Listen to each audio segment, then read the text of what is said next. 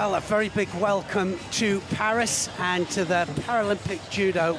And we are in the very heart of the city, in the Champ de Mars Park, at the foot of the iconic Eiffel Tower. And I tell you, you cannot have a better place to hold a competition.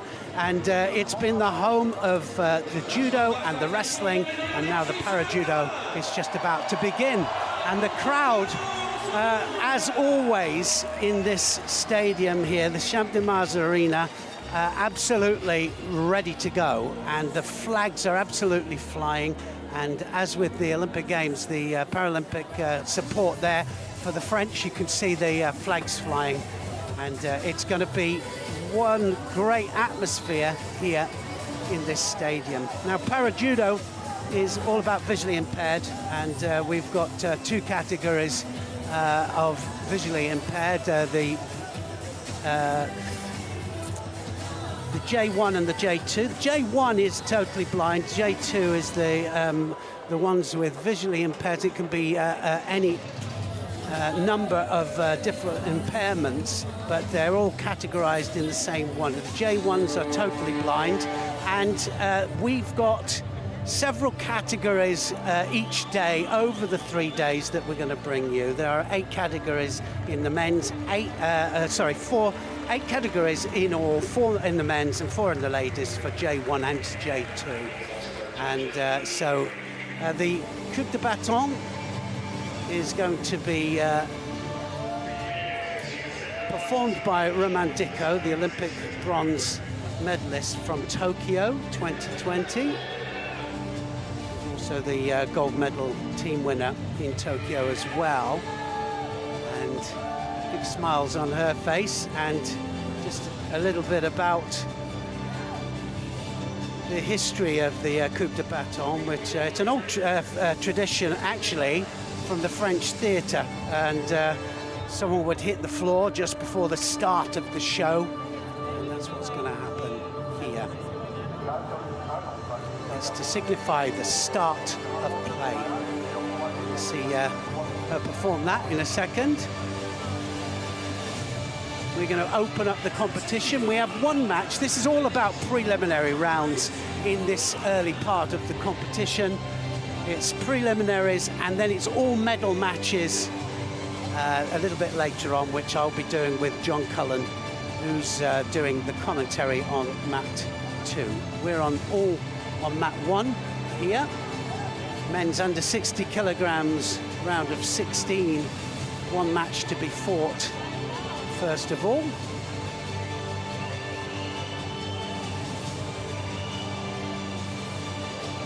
Will be a J2 competition match in the 60 kilos.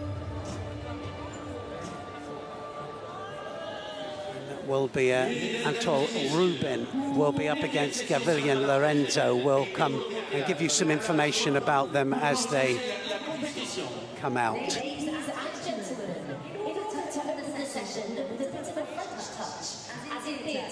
It's time for the throne to launch the competition. So this is to launch the competition.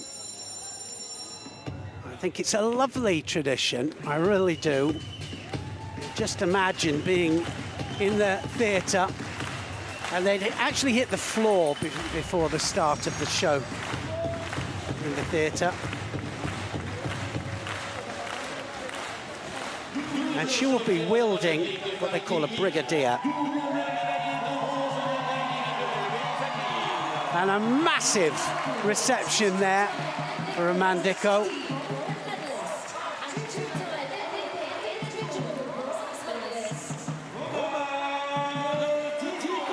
Well, you can guarantee absolute French support. And I was talking actually yesterday about the fact that certain sports, French have not really found their feet in this Olympic competition, but judo, they absolutely have found their feet.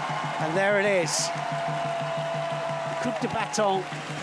Roman Dicko opens up the games for the judo competition.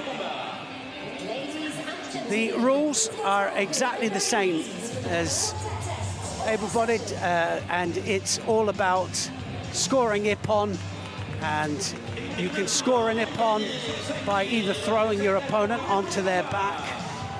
You can score an ippon by holding your opponent down for 20 seconds, or you can arm lock or strangle for a submission. It works the same, but there is a slightly different start, and I will point that out as the fighters come to the middle.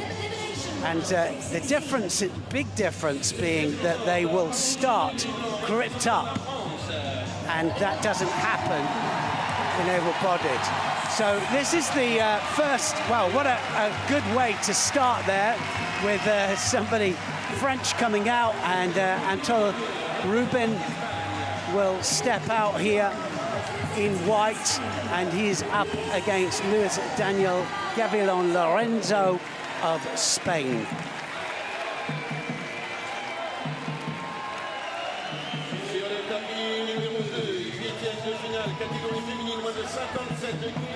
Brian Toth, the USA, will be officiating this opening contest. No pressure at all. And remember that all the referees, especially trained, able-bodied and visually impaired judo. So because they're visually impaired, he won't lead them out totally, but he will escort them to the middle.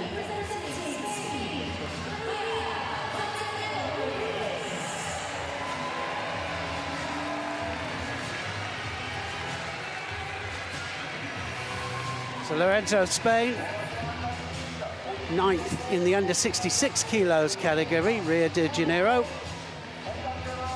And then at the World Championships, placed 3rd in Baku.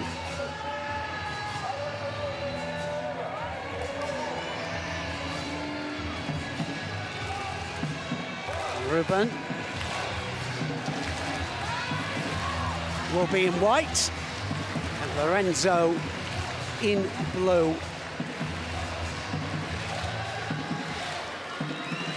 So watch how they grip up first of all. And the immediate change, as soon as Hajime is called there in the stance there, and they have to keep 2 hands on. If they do let go with 1 hand, they can attack immediately, but it'll have to be immediate. They're allowed to readjust as long as they keep 2 hands on all the time. And often we have a lot of readjustments with the grip at the beginning. Now, as they go towards the edge of the area, you'll hear the referee shouting Jogai. And Jogai basically warns them as they approach the end of the area. The shidos for stepping out, not quite as prevalent as in able-bodied.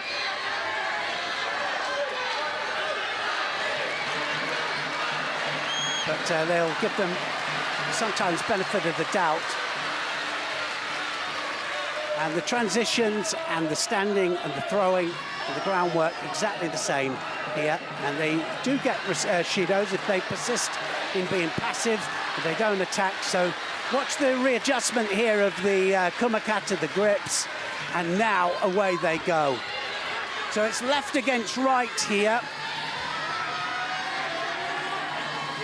Rubin right-handed, and that was going to be a score. So Wazari scored there. Lorenzo scores with an uchimata.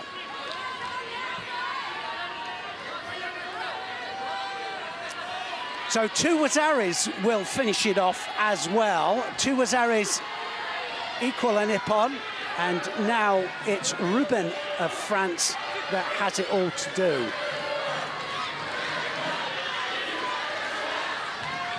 So they have to get to the top 8 to qualify. Is that going to score? I think the elbow was just out there. He's not going to quite get the score for that. Nice little kouchi, and definitely it's Lorenzo of Spain ahead.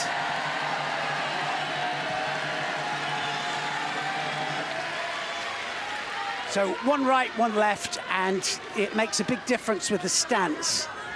because the feet have a different stance, and that wasn't quite onto his side. It has to be at 90 degrees for the landing there for any throw, and he's trying for Sangaku Jimmy here, which is a triangular strangle with the legs, and he's going to pull him back over here, and I suspect that he's going to either get the hold down.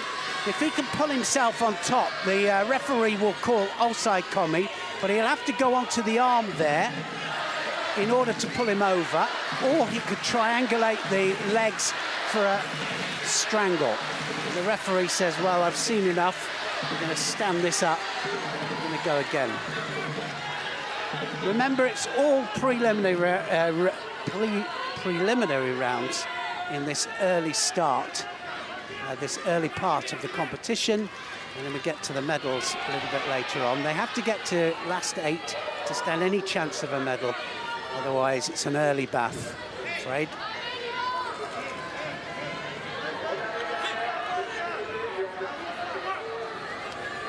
So the big problem with the right against left is sometimes you can miss and the opponent can then take you over.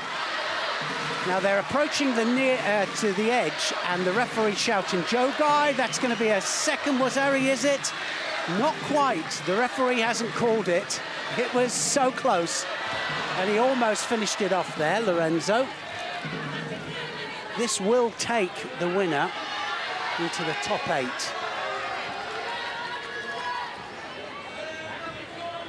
So Shido for Rubin, hasn't attacked. 3 Shidos is Honsokamaki disqualification, and it's all over.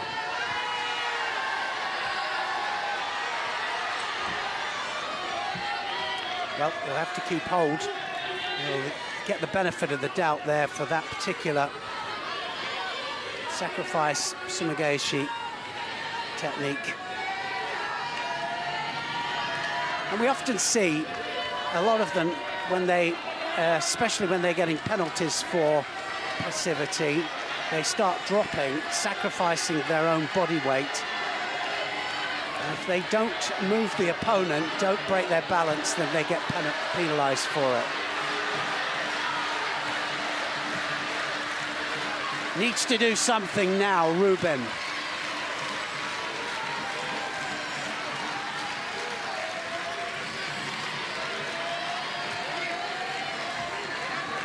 There's a Yoko Tominagi this time, Rubin. Physiotherapist, Rubin. His education as a massage and physiotherapist at the Training Institute of France.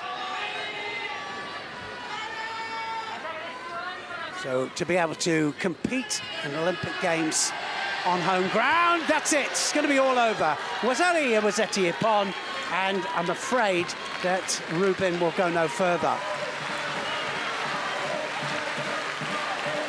Nice technique there from Lorenzo. This time, Ashiguruma just reaches across to the far leg, and a second Wazari scored means that Lorenzo will go through to the next round.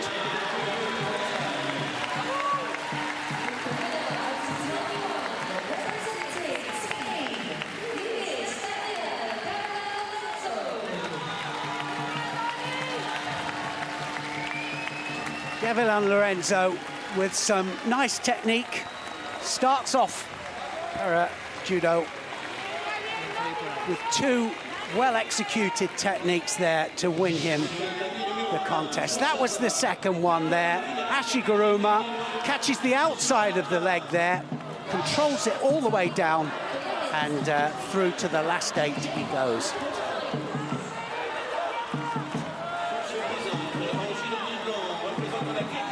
So only one in the last, in the round of 16 in the under-60s. And now we go to the J1, under 48 kilos category. In the blue judo gi, representing Germany, Muller.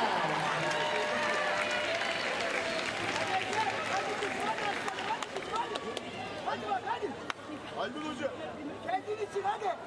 here at Destrosses of France gets a big reception. He'll be officiating this match in the under 48 kilos category.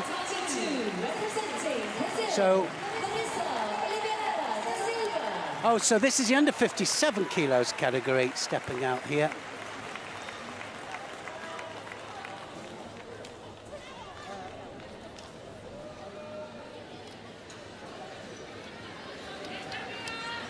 No.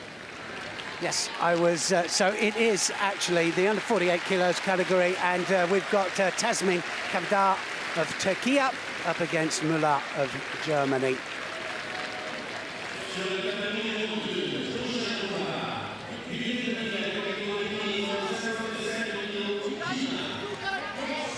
So this is J1, and this means that slightly different. You can differentiate the J1. They've got that red dot on the back patch there, totally blind, and so can't see.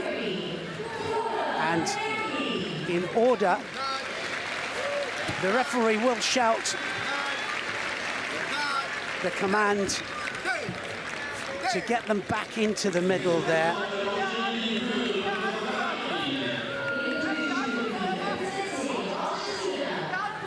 Hangai is the call, and he'll keep shouting it from the middle of the tatami so that the fighters can hear where he is, and they can navigate back towards the middle while they're actually fighting. Then if it is a mate, he will escort them back to the starting point.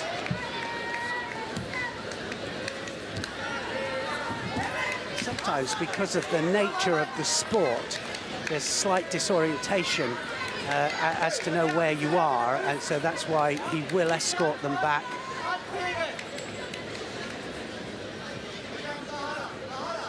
Tessin Turkey is in white.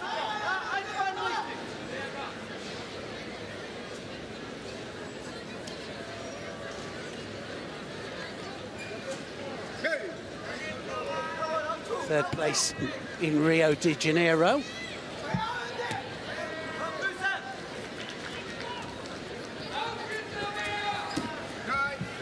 So this is right against left as well, and that wasn't far off there. That Osodagari Ashiguruma technique there was not too far off there by Muller. Muller reaching across there to try to catch the throw.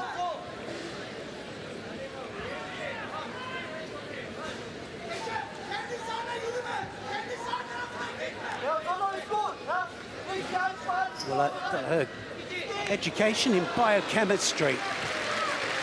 Doesn't get much different, does it? From judo to biochemistry. Trains in Marburg in Germany. And going for the arm lock here. Got a possibility. And Tassin wasn't far off there with the Jujikatami.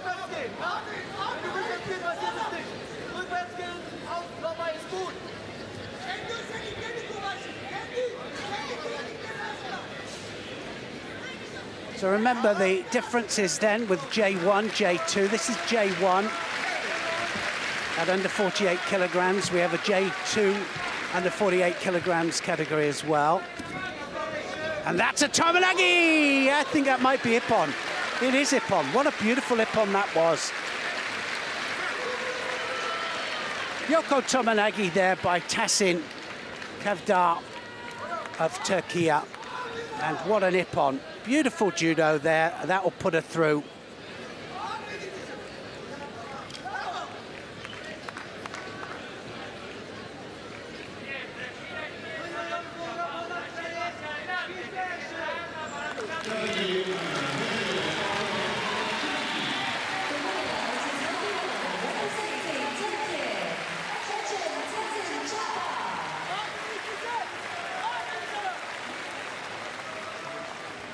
Well, that puts her through and get her into the semi-final. We still get a chance then to see Muller. She'll get a chance in the Repercharge.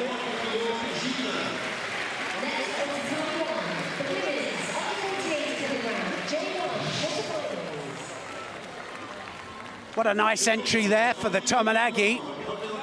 Have a look at the placement of the leg there and the control with the hands there, all the way over, flat onto her back there. You want to know what an ippon is? That was it. So these are immediately into quarterfinal matches, these opening bouts of the under 48 kilograms J1 competition.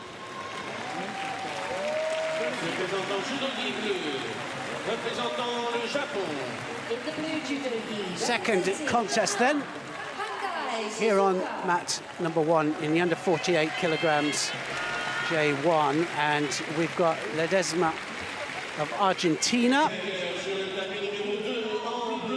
and she will be up against Hangai Shizuka of Japan.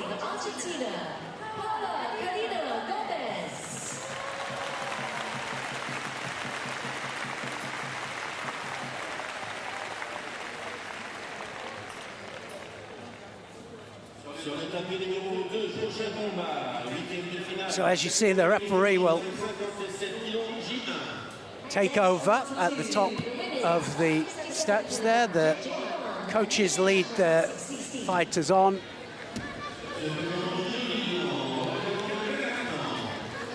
In white, Lezma of Argentina. In blue, Hangai Shizuka of Japan.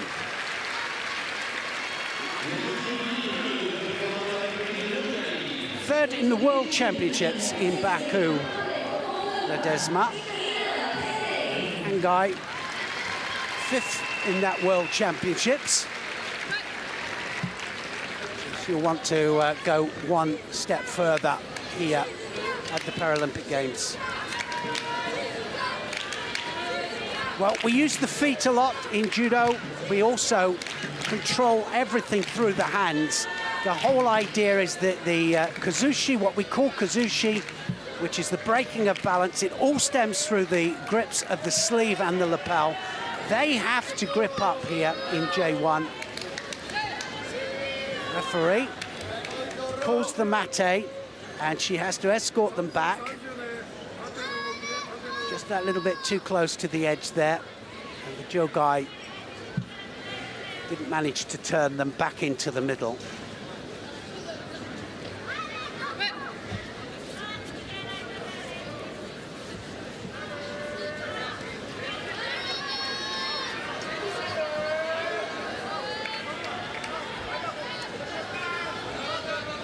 So trying to set up the attack with the feet.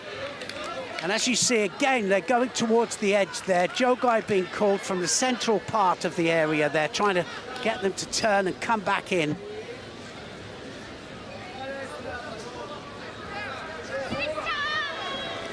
Two feet out, able-bodied can be a Shido, immediate Shido, but a little bit more lenience here.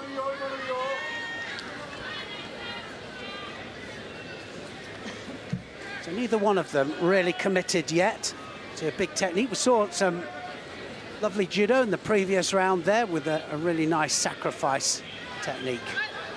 So there's the gripping on the lapel, on the sleeve there, and immediately that the hajime starts there, they go into action.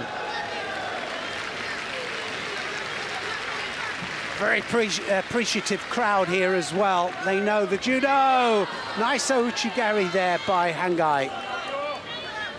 Ouchigari, major inner reaping of the legs, driving the opponent backwards. Remember that you've got to get them either onto the side, 90-degree angle, or flat on the back, score upon, or you arm lock or strangle for a submission.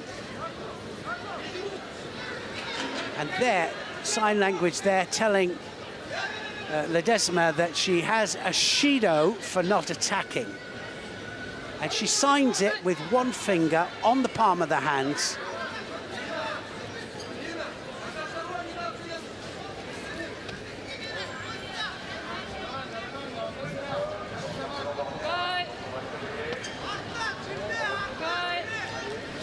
J2s have a yellow circle on the back patch.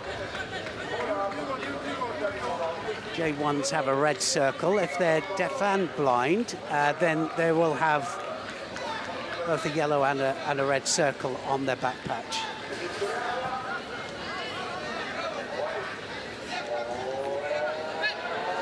So the winner of this will go through to fight Tasmin of Turkey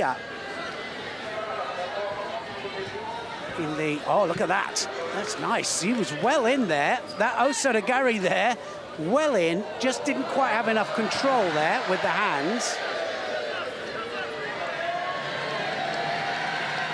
Have an immediate semi-final if they win this match.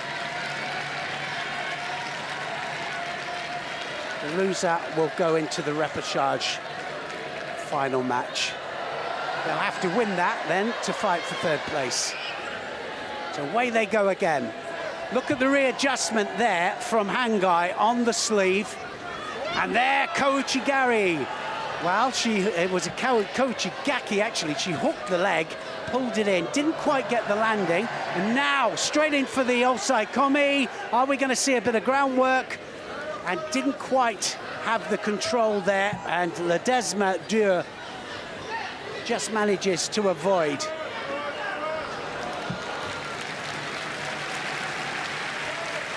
Well, nice to see some good transition from standing down to ground, and that's the big advantage of judo, is that we have a mixture of standing and groundwork. And the ones that transition with control with the hands are the ones that are the most successful. You do get specialists that specialize in throwing, and then you get the specialists in groundwork as well. But the ones that can do both normally have the greater range.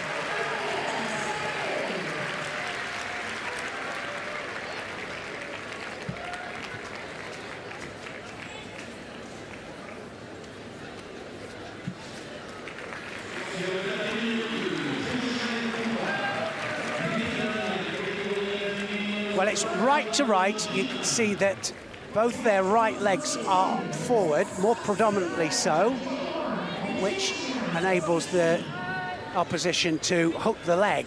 And that's why Hangai is having a bit more success hooking onto the legs there. Just doesn't quite have enough control with the hands.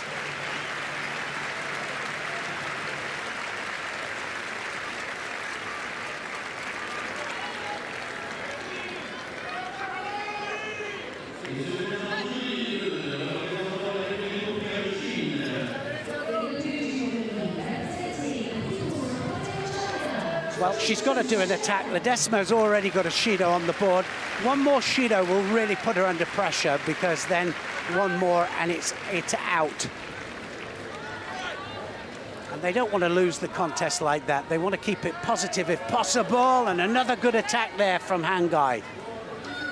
And I think we might see a second Shido come up for Lezma. She hasn't managed to attack, but that is part of the game as well. Going to get away with it this time, I think, but she will have to spring into action.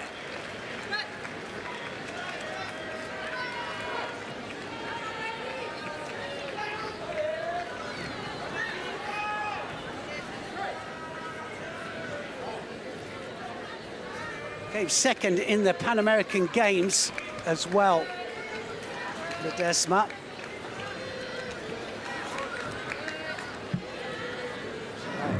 She likes to dance. She cooks a bit as well, apparently.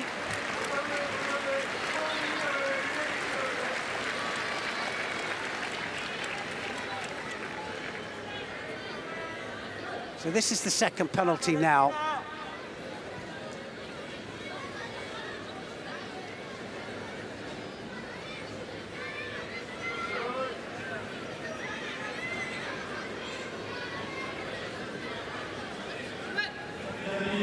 So she's been signed because she is deaf as well, Lezma.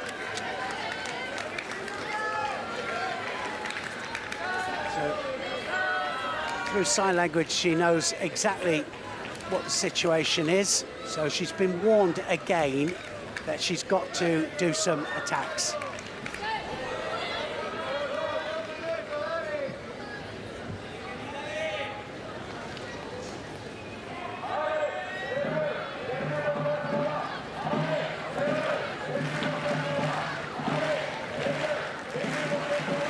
So 4-minute contests. Watch the change in stance. As soon as it goes Hajime there, they go in just in case the other one throws an attack in immediately, which happens a lot. Ouchigari again there from Hangai. And now good Ashiwaza again.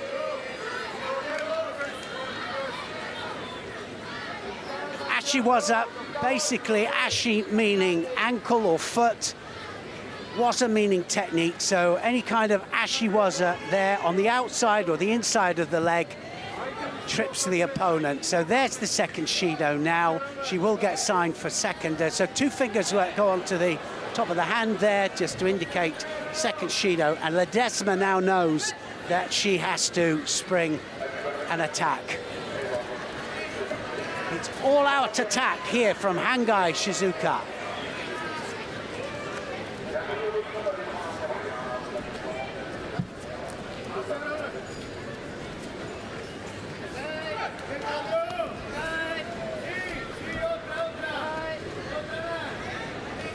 Tried to go right the way across her opponent there, Lezma. Change to the left. So some of the judoka can go left and right, and often, sometimes they'll do that from a right-handed grip. So it's almost giving you a false sense of security, faking one way, going the other way. But I think one of the other things is that the hands are a great indicator. If you grip up with somebody, you know whether they're capable of throwing you or not. You feel the danger through the hands. A lot of people say to me, well, it looks like 2 people with their pajamas just pecking away at the jacket, but that's not the way it is. It's all about controlling the opponent through the grip. So now possibility of a turnover here from Hangai. Let's see if she can do it. She'll have to get the left arm through, and then she'll have to control the top half. She might turn on top now, and she does. She turns it into the Osai Komi. If her leg gets trapped, it'll stop the count. Well, it was 5 seconds, but can she get the leg out? And I tell you now that the Japanese very good at getting that leg out. She ties the top half of the opponent up. She'll slip the leg out and into the hold. And now she needs to hold it just. It's golden score situation, so she'll only need to hold for 10 seconds. 10 seconds will get her the win. Well, that was right on 10 seconds. And I think that was the Wazari. And it was literally bang on the 10 seconds there for Hangai. And it's going to count. So Hangai is going to win. She gets the Wazari, that's enough to take her through.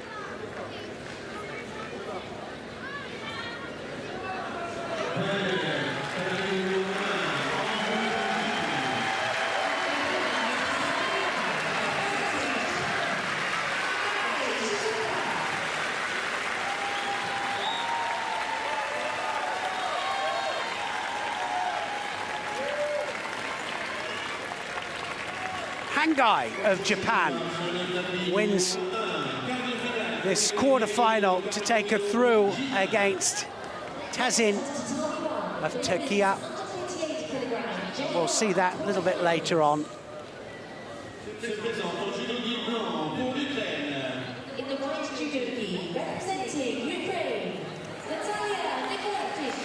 Tazin will come through in the Repercharge.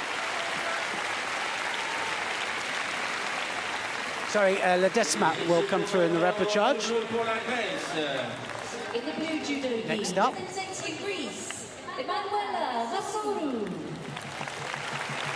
So Muru of Greece will be in blue here. Next quarter-final here in the under 48 kilograms J1 competition. She'll be up against Nicolic of Ukraine. Nicolic in white.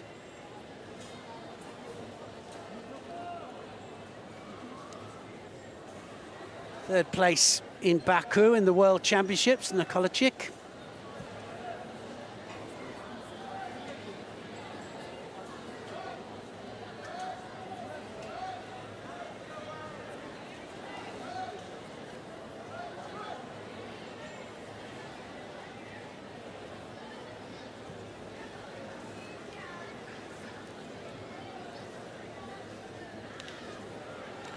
Dropped down from the under 52 kilograms, Nicolic. So they've amalgamated some of the weight categories. 4 weight categories in the men's and the women's, J1 and J2. So some of the categories have been amalgamated. So sometimes athlete has to go up a weight, sometimes they go down. And Nicolic has gone down into 48 kilograms. And look at that, great opener there.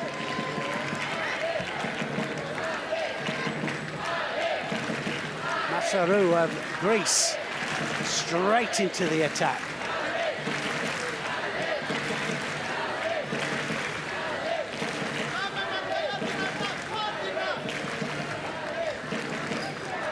Muru of Greece, 5th in the World Championships, 4th for 3rd.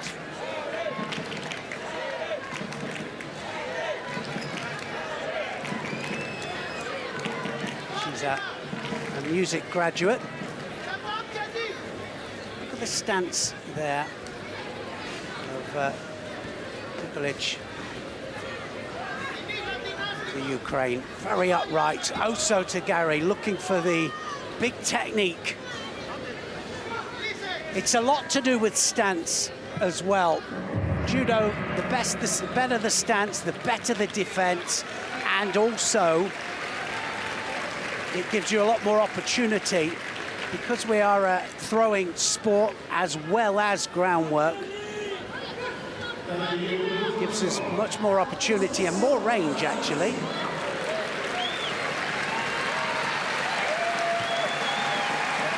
Nicolic is going to score in a minute. She's got the right position to come across for a big technique. Now, what's her groundwork like as well? Wraps up the arm, and what a nice turnover there. Manages to turn Muru onto her back. She might go for the arm here. She's going to go for the arm lock, I think. Looking for the Togtokhbayar. Now the leg is trapped. She needs to take that leg out. We saw this in the previous round by Hangai. If she can get that leg out, then the seconds will start to count up. Now, because there's no score on the board, it'll have to be for full 20 seconds. She wraps up the top half there, the leg comes out, and she needs to hold her now under control, no leg trapped, and she'll hold her there for 20 seconds with Kazure Kesikatami. Kesikatami, in English translation, means scarf hold, and she gets the ippon. And it's Nicolic that will go through to the semi-final.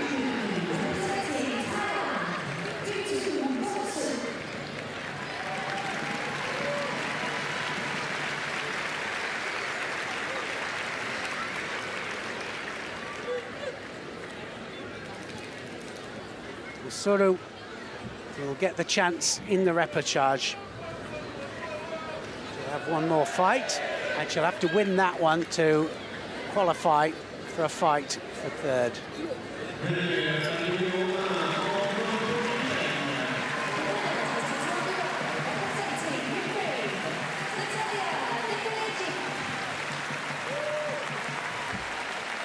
Nicolic then goes through. She always looked slightly stronger with the kumikata, the gripping actions that she had. And then managed to show us her groundwork as well. Had the leg trapped at first, managed to take the leg out to secure the hold. 20 seconds was needed to finish that off. The women's under 48 kilogram J1 quarterfinals. So the last quarterfinals in the under 48 kilos J1. Silva de Andrada of Brazil is up against Togtokhbayar of Mongolia. And it's going to be Andrada in white. Togtokhbayar is going to be in blue. Representing Mongolia,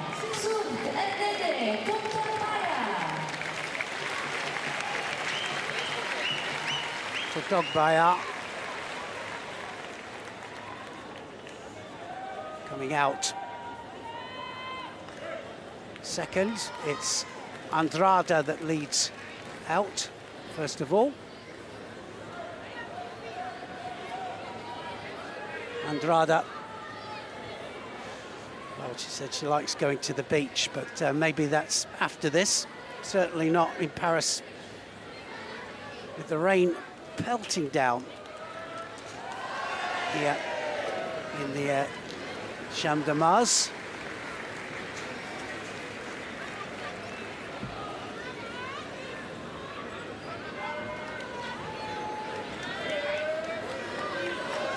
Fifth place in the Asian Para Games. Togtokhbayar of Mongolia. Always interested to see some of the different styles of judo. Some of the different styles, of course, coming from the wrestling styles within the country. A lot of different wrestling styles throughout the world.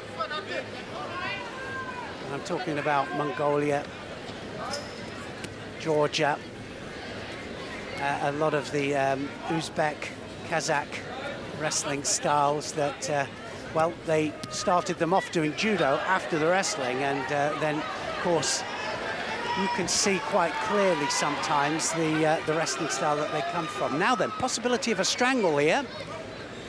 And Koshijimi is the name of it, and that right hand there, which has the lapel, has gone underneath the neck from Silva to Andrada, and her transition down was superb. If she could get the leverage there, the referee will have a look to see if it's across the face, and it was actually across the face. So mate call, so the referee has to just remind them that the mate has been called.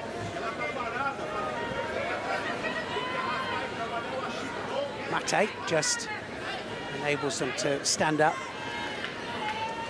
They have to tie their belts and make sure that their jacket is tucked in before they start. Hajime, away they go.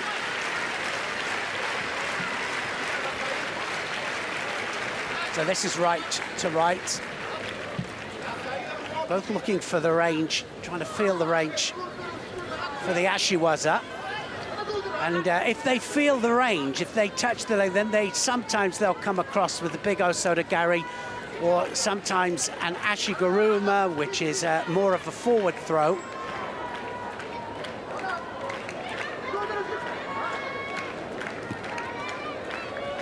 Oh, look at that. Beautiful Seoinage, Morochi Seoinage there, and that was beautifully taken.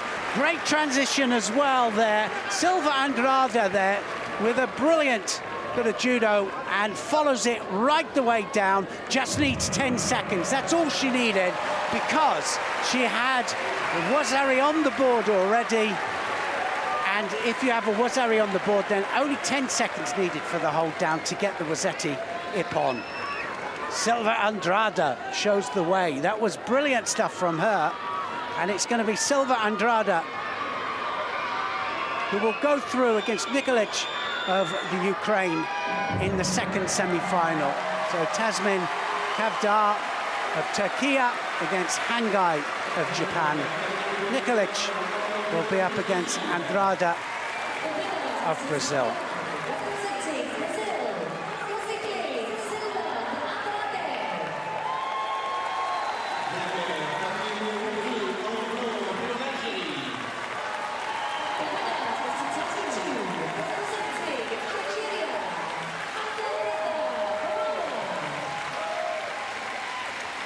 Nice bit of judo there from Andrada. Well, I said she feeling the range with the first as she was. There's the big shoulder throw coming across there. She felt the range nicely, and then right the way through. Look at the control of the sleeve and the lapel all the way through. Manages there to secure.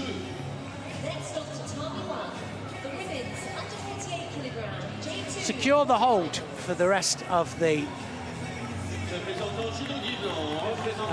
contest, and to get a second Wazari.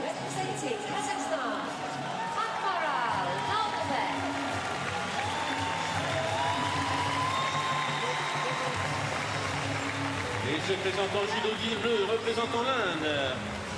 In the blue judo gi, representing India, Kilia. Well, now we have the Nazim Ambayev of Azerbaijan, with the referee. Et sur le tapis numéro 2, prochain combat, quart de finale, catégorie féminine de 57 kilos, Rubin. Next up to Tommy 2, the women's under 57 kilogram, J1 quarterfinals. Se présente en judo guide Nauatbek of Kazakhstan here in white. Quarterfinals then. The J2 under 48 kilos category. So the difference here is that J2s have some sight, completely blind.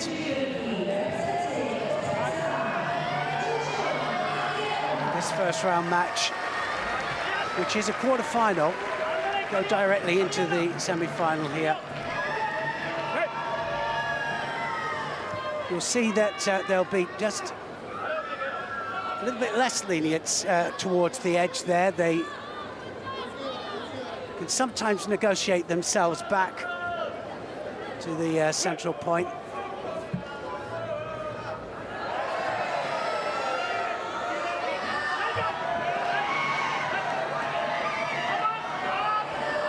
Oh, the possibility here for a hold down.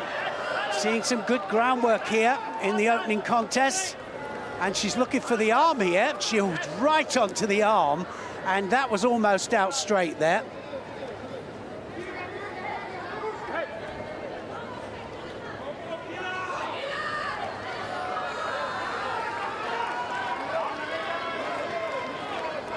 Well, Kilia of India, this is a real step up for her, 9th in the World Championships in Baku.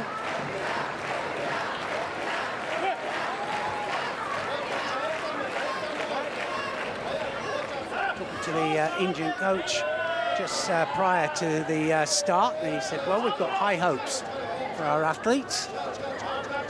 Now then, she needs to keep that leg. If that leg comes out, then there could be problems. The world champion at under 48, J2, is showing why she is world champion. She's superior with the kumakata. Could get the leg out, though.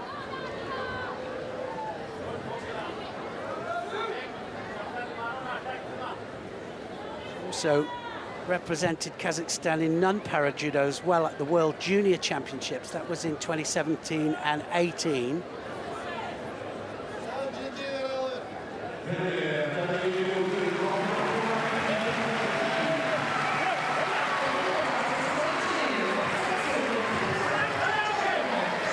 Well, you can see again, stance, that big right arm over. That was a great attack there from Kilia. Drops Sianagi, drops Siatoshi, and right away underneath her opponent. And she's got to be careful down there because she's looked a little bit rocky down there on the ground. She was right on the arm again there, Nauatbek.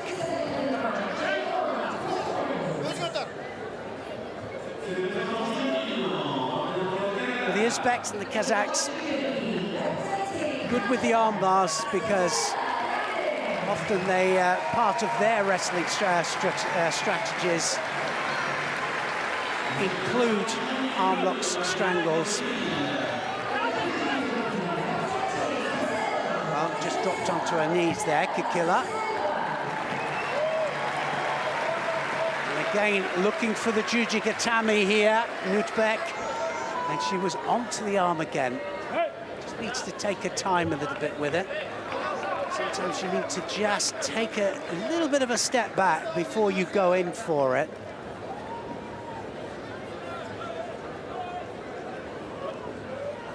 Good performance, though, from Kilia against the world champion, Nauatbek.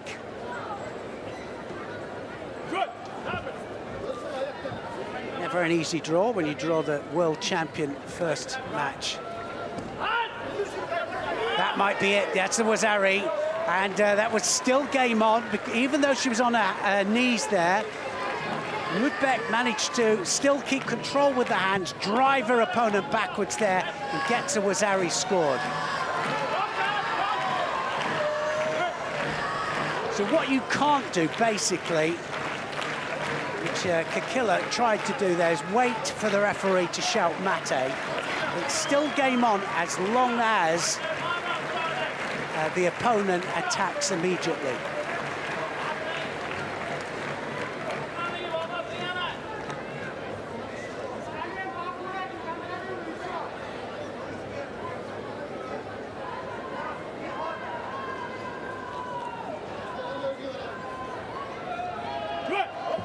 Watch the drop, Sianagi, drop shoulder throw by Kilia.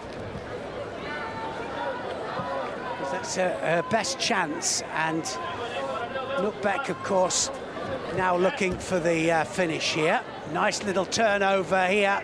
If she can control this upper part of the body, which she will, she'll just need 10 seconds to hold down. Osai Komi.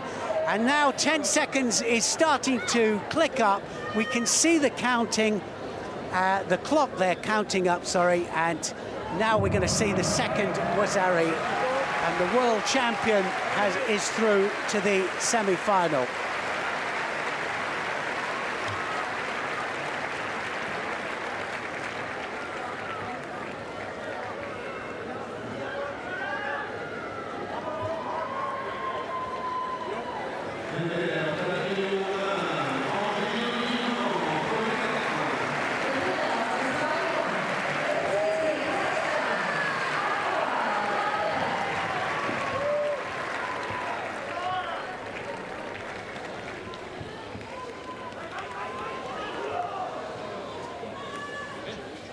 So nice techniques there from Nauatbek. Excellent start for her. Nice little turnover. So showed us not only can she do good standing work, but also her follow through to groundwork. Very smooth indeed.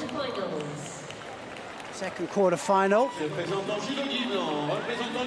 Versailles of Ukraine stepping out in white. She'll be up against Ek of Turkey.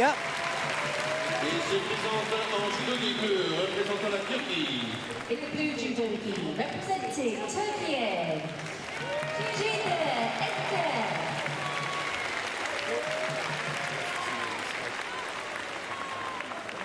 Karina Mazok of Germany, refereeing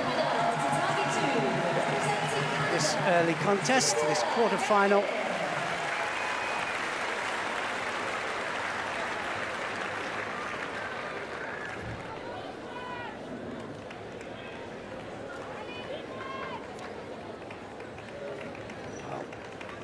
There's a real history of Versailles. Third in the women's under-48s in Tokyo and in Rio de Janeiro as well, and in London and Beijing. So what a record. Third in the World Championships in Baku. So Turkey knows exactly what she's up against. And, 2 feet out the area there, the referee. Jogai wasn't enough. Shelton Jogai from the middle there, trying to coax them into coming back into the middle.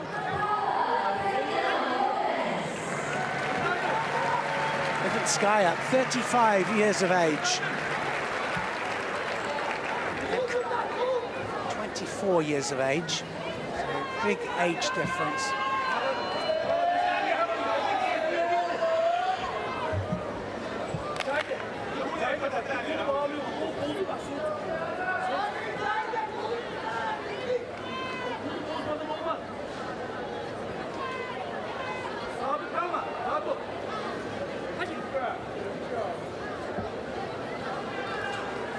Of Turkey. So their ambition is to win the Olympic, Paralympic gold medal. Of course, just missed out on a medal at the World Championships. So every step here is a step up for her. She actually went through surgery in 2020.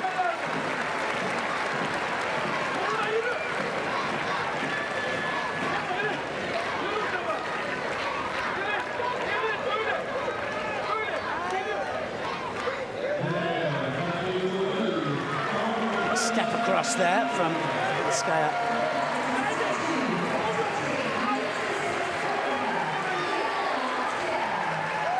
So much experience, Svenska.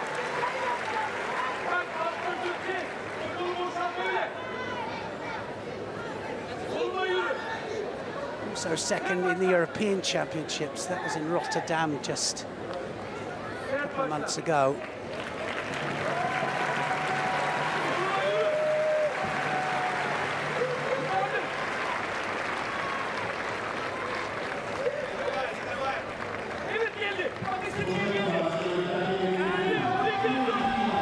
Nice Sumigaeshi, that wasn't far off.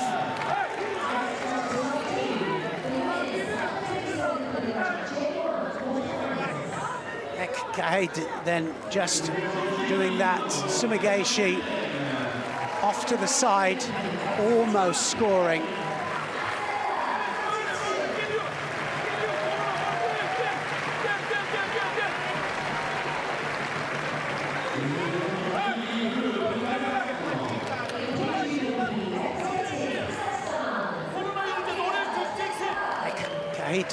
In blue here. Svenska of the Ukraine is in white. This is a hard-fought contest. 4 minutes, they've got to fight. No score in 4 minutes. It'll go into golden score, and then any score counts.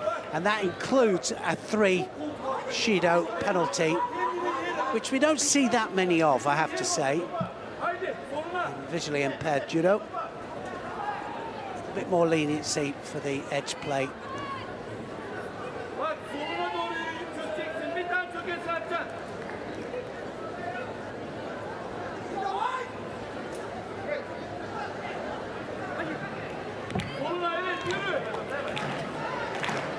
So again, trying to find the range with the Ashiwaza. Pretty even this match. Coming up to the halfway mark.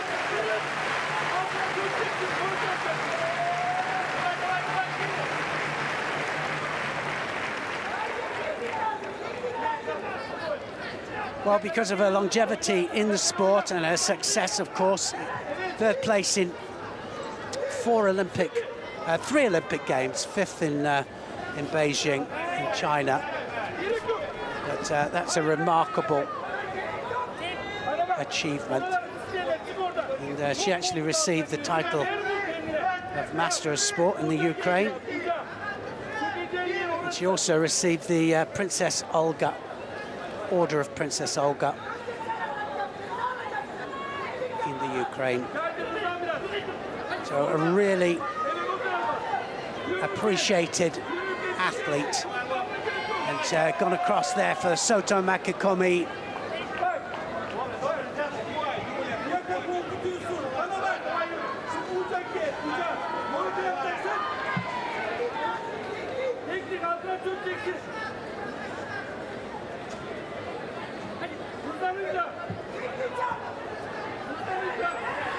A good attack there from Ek.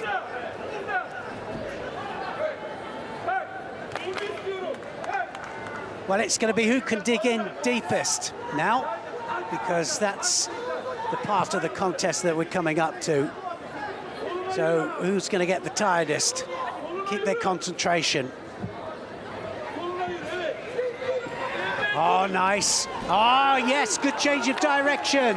And that was a lovely change of direction there, and just manages to get the Wazari scored. And that was Sianagi to begin with. Changed the direction from front to back.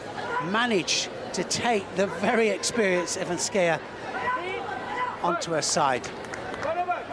Well, I'm sure that the top table, which is the video referees, will have another look at that just to see if it did have a side landing, and that's exactly what they're doing now. And the coach there, the Ukraine coach, being told to calm it down. They'll get one warning, and then they do get removed from the chair if they shout while the athletes, well, if they shout too much, should I say.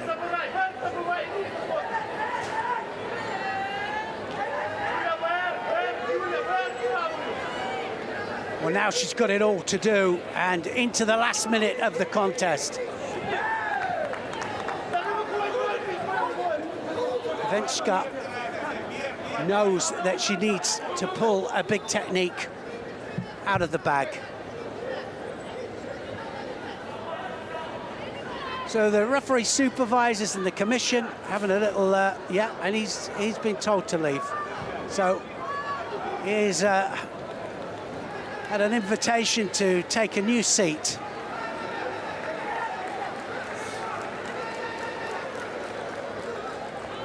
It's a second warning. One warning, and then that's it.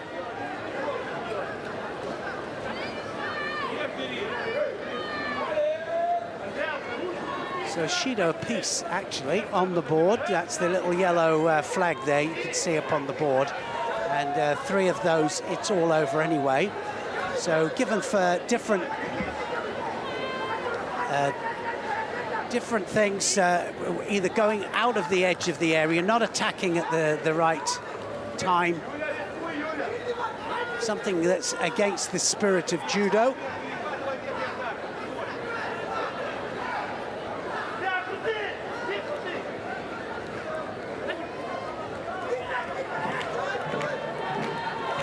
Needs to hold on now, and a little bit of groundwork wouldn't go amiss here from Ek Kahid of Turkey. And can she make it look real? She could attack properly, of course, and then really literally try and turn her opponent over, but look at that, the seconds ticked away. 15 seconds left on the clock here, and the experienced here, Ivanskaya, will have to fight again in a repechage to see if she might fight for another medal. Into the last 10 seconds.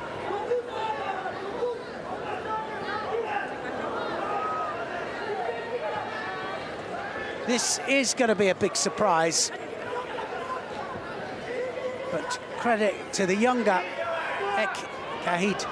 And again, she's managed to do it, and that means that she's going to be through to the semi-final up against Nauatbek of Kazakhstan.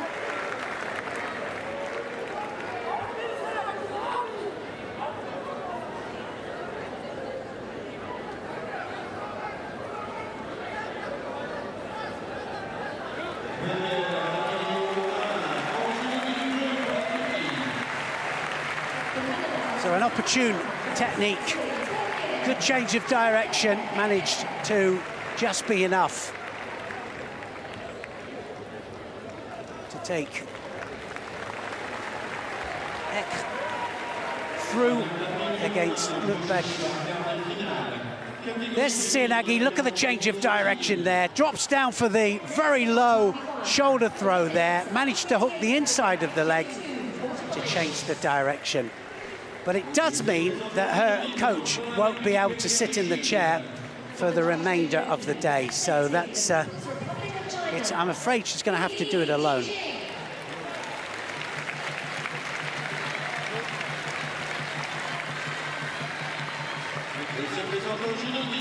Li Lijing of the People's Republic of China steps out in white for the second quarterfinal.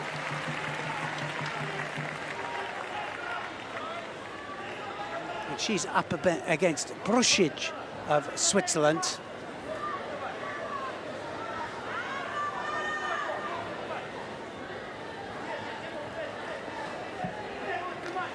Carmen Brussig, very experienced, 47 years of age, Brussig, and she is, well, she has a wealth of experience.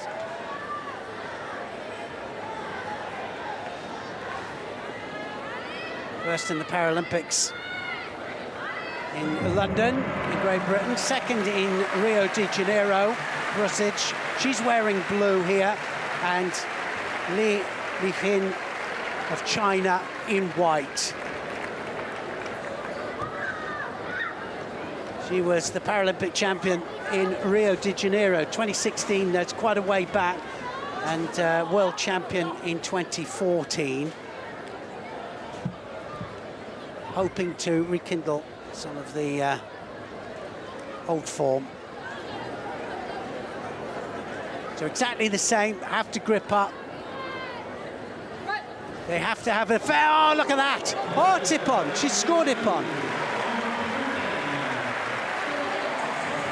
Beautiful Ashy Wazza there from Li Lijing. And Li Lijing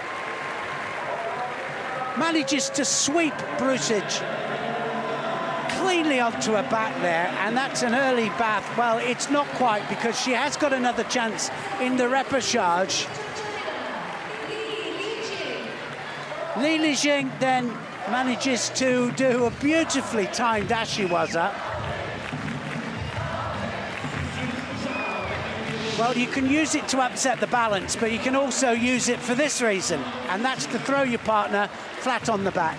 Great indicator there of a full hip on there. You watch the back patch disappear underneath, and that was beautifully executed, it really was.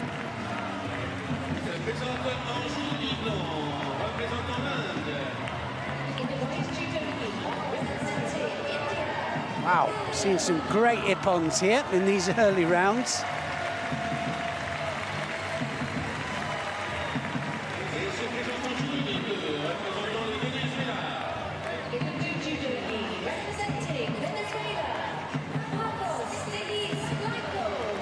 So last contest in this J2 under 48 kilos category. This is to see who fights Lili in the semi-final, and well, there's going to be a massive cheer as Martinet of France steps out. She'll be in white, and she'll be up against Thal of Germany. Here she comes.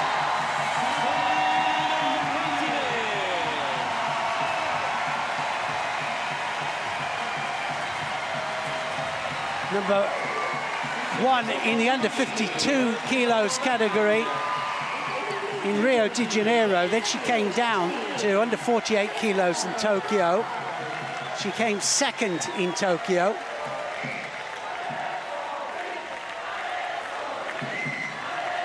So Martinet has so much experience, 41 years of age.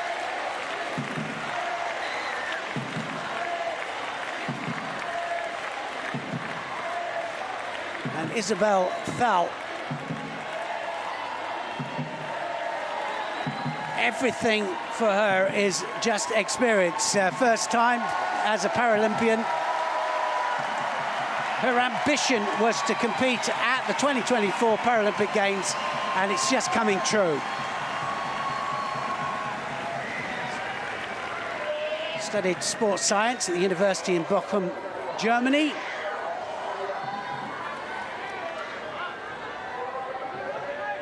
So right against left here. One with a right stance, one with a left. Komakata. Ashiwaza, nice Ashiwaza. Oh, we're seeing lots of Ashiwaza. Great feet there, swept the foot there of Thal, and right on her back there, looking for the arm. And straight away, Martinet, she'll go for the Jujigatami here.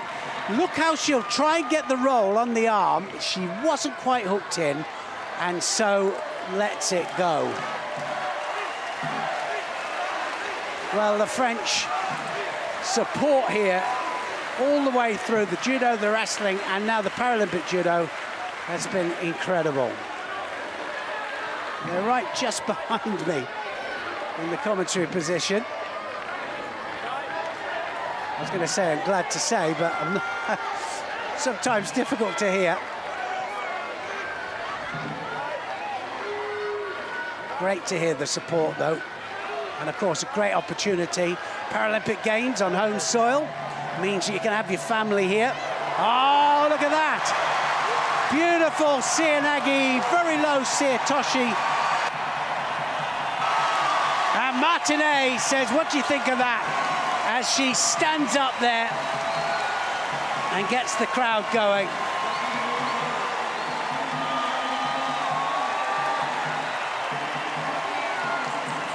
Look at that, great stuff there from Isabel Thal, saying that was terrific stuff.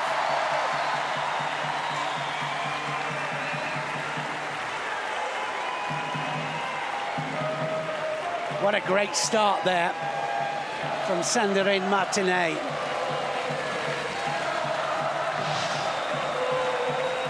Very low Toshi, came off the other shoulder this time.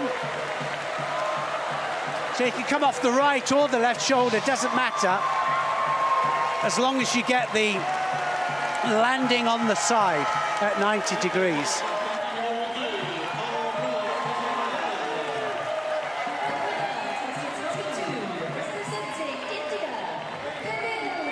Well, Thal, we might see a little bit later in the Repercharge, and now we come to the men's 60 kilograms J2.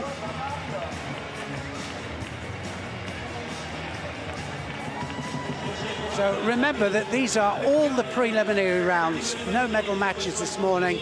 All the medal matches a little bit later on with John Cullen. So this J2 under 60 kilograms. Remember, J2 indicated with the yellow patch, the yellow dot on the back patch, means it's visually impaired. Different forms of visual impairment.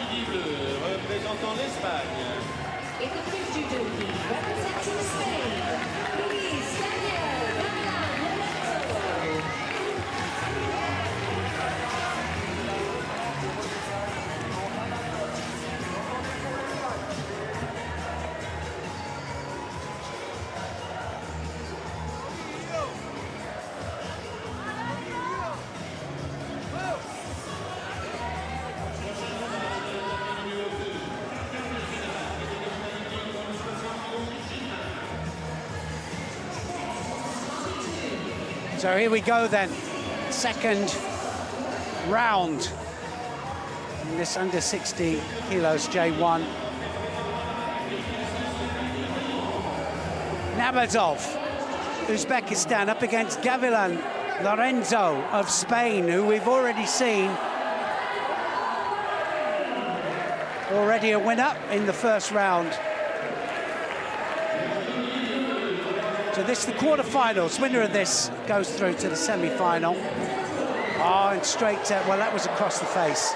So you've got to scoop the jacket underneath the neck there. Possibility of a strangle with the jacket. You can do naked strangles as well with the naked forearm. you can go across the throat or you can go to the side of the neck. Slight difference between a choke and a strangle. One cutting the air supply off and the other one cutting the blood supply off. And then, of course, you can win also by securing a hold for 20 seconds on the ground. Nice technique. He was right the way in there, Namazov.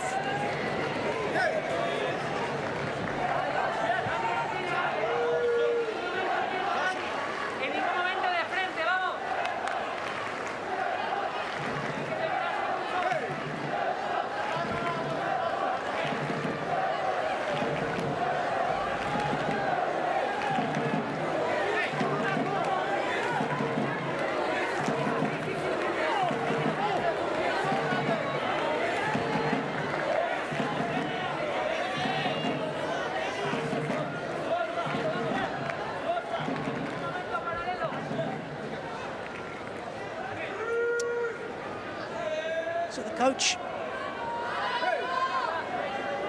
can shout certain information out, different than in the able-bodied. They're not allowed to shout while they're fighting, able-bodied. But only minimal information.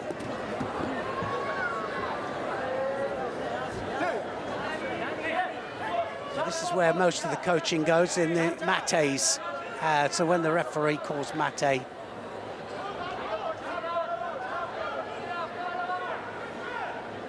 Lorenzo scoring a good ippon in the first round match against Rubin, France. 2 was Aries, actually. And that's, oh, not far off.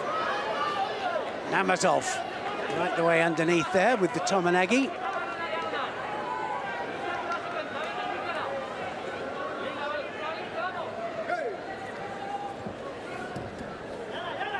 Well, Namazov doing most of the work here.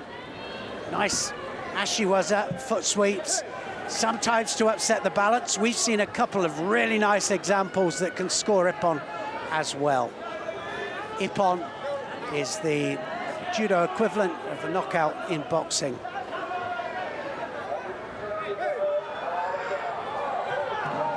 Oh, Uchigari, that's an ippon. He landed flat on his back there, and he controlled from the midsection. They might have a little look at that just to see if it did warrant the ippon. It might be because it rolled that they might change it to a Wazari. Are they going to? No, they've given the ippon. So great stuff there from Namazov.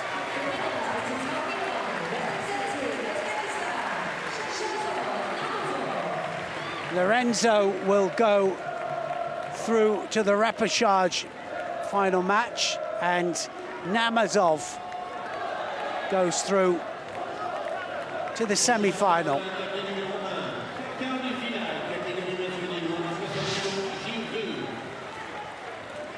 So look how he went for the pickup there at the beginning. There, starts to pick up, changes the direction, reaps the inside of his opponent's leg away, and that was excellent stuff.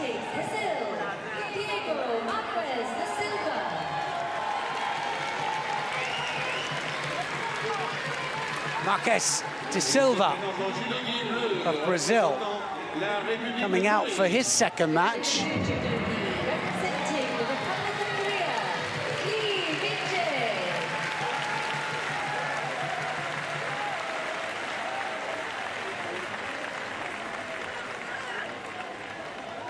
Here he is up against Lee Min-jae of Republic of Korea.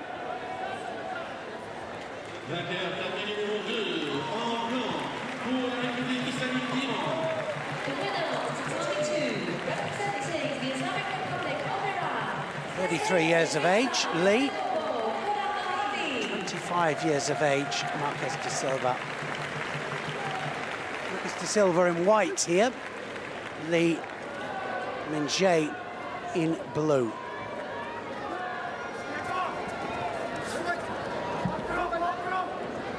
Second in the World Championships, Marques de Silva. It was just in Baku in 2022.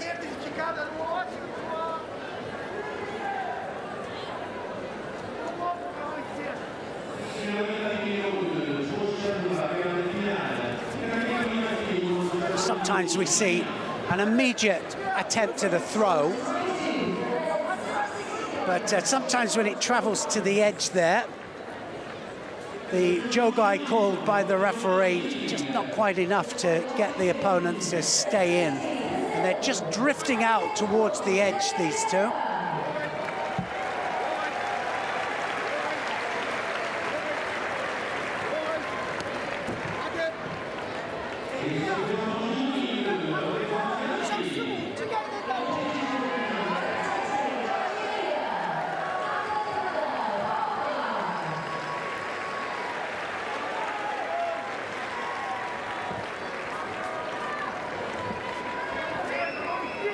Well, sometimes a lot of mates. Remember, these are 4-minute contests, but when there's a lot of mates, they have to keep coming back, reset.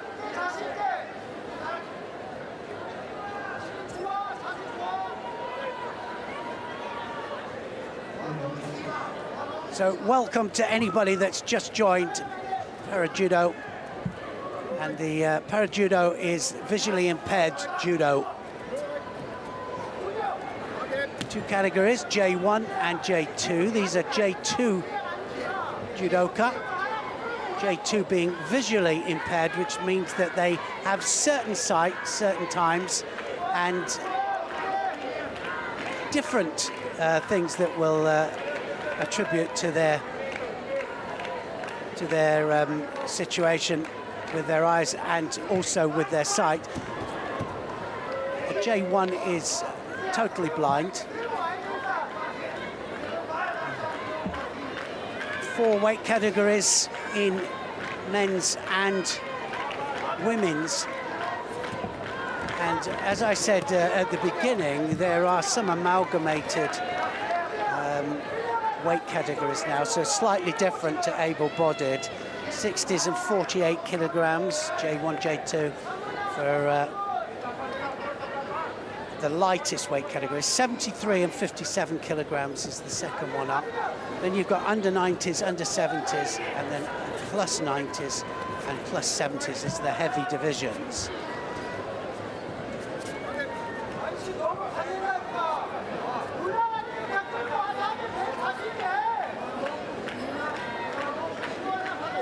Shido goes to Lee Min-jae.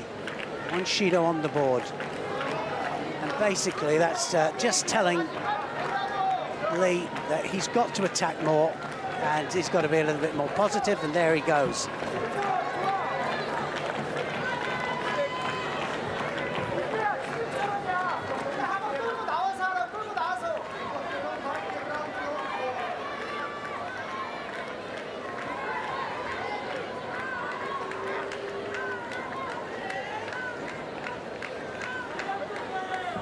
They're not allowed to put thumb. Oh, now then, Ippon. And, well, Lee Min-jae is saying it was his, and I think that Marques de Silva made a mistake there, and he was thinking of doing a technique himself, and Lee was coming in already for a technique. We'll have a look at it back in slow motion. I'll try and talk us through it as it happened. But I really do think it was a mistake there by Marques de Silva.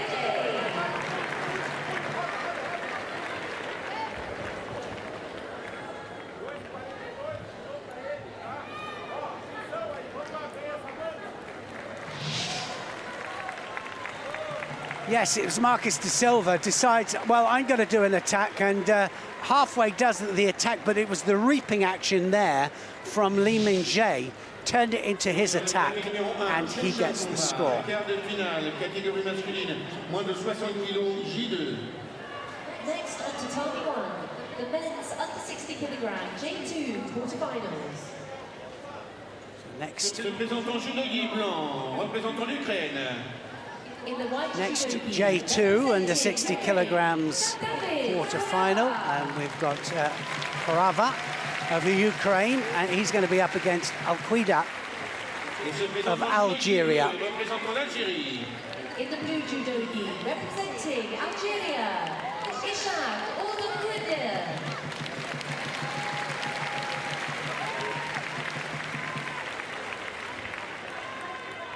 Kavar is going to be in white. First place in the under 60 kilograms in London and third in Rio de Janeiro. He was also in Tokyo, but just missed out on the medals there, Kavar. So he'll be wanting to put that right here.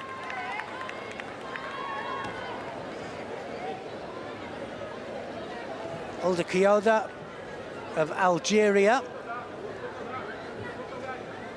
He's second in the World Championships 2018. That's back in, well, it was in Portugal, 2018. Hasn't really found that form of late, but can he do it here? What a time to do it.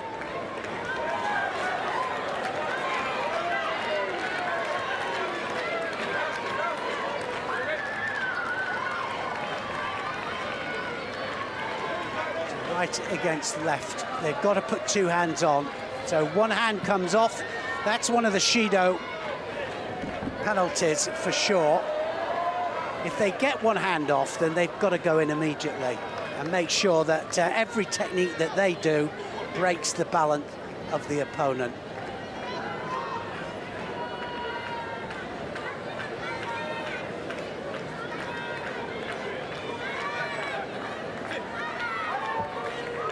Sleeve grip there. Oldakioda just has a slight readjustment on the sleeve there and then tries to break the lapel grip of his opponent off. He's only got one hand on.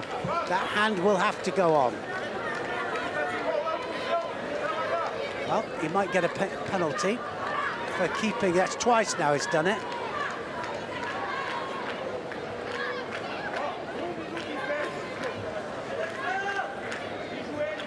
So they're both given penalties, actually, for not gripping up. And that little pitter-patter there was just an indicator that they're not gripping up. And it's the same, actually, for able-bodied, but they've done it here, in this case here, and they're a bit more lenient normally. But they're saying, no, you can't do that. And that's a nice Sinagi, and almost countered there. Oldakioda there took his chance, dropped very low for the shoulder throw, and Kavar almost countered him.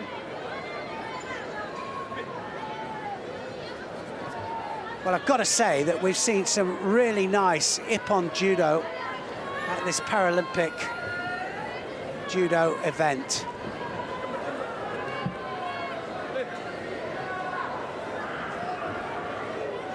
Champ de Mars Arena here, based at the very foot of the Eiffel Tower. It couldn't be in a better place. And this time we commentate from the arena itself. It's just an absolute honor to be here.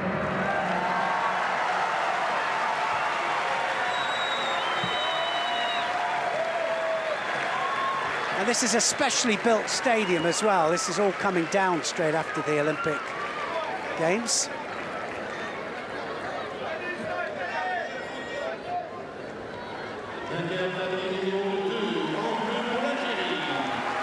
Well, 6,200 spectators this arena takes, and just looking up now, and it looks absolutely jammed. And we're not even at the medal part of the day. Some great medal chances for France. So get ready for the French support.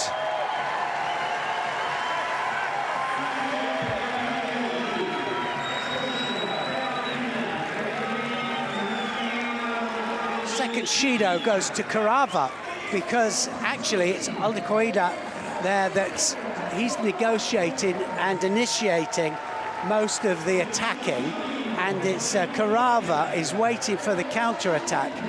So now he's under a bit of pressure here, because he gets one more of those and it's all over.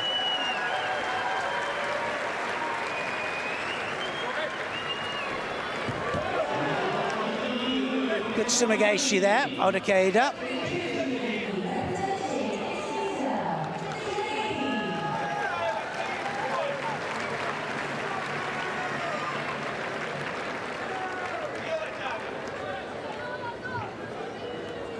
this readjustment there out there. And that's one warning. They'll have to grip up. And they both want the superior grip. So that can be a bit of an issue as well. The grips play 80% of the opening gameplay. So that's why they're fighting for the one over the top. One wants over the top, the other one there.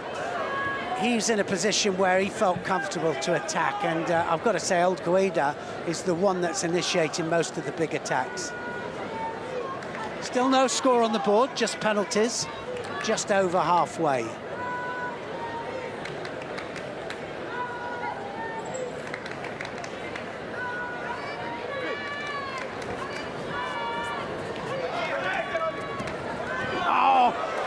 Yes, he gets a score. And that shoulder throw there, very low Siatoshi, manages to take Togtokhbayar onto his side. So it's a Wazari up for Kavar.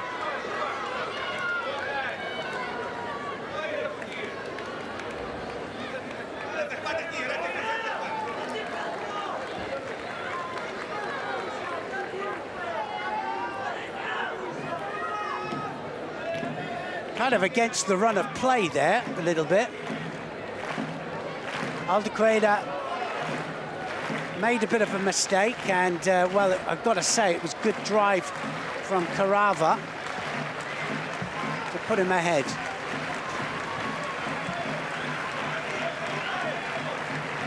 I think with most sports, you see a run of play that you think, well, somebody's leading this, they're in charge, and then all of a sudden something happens and it all changes.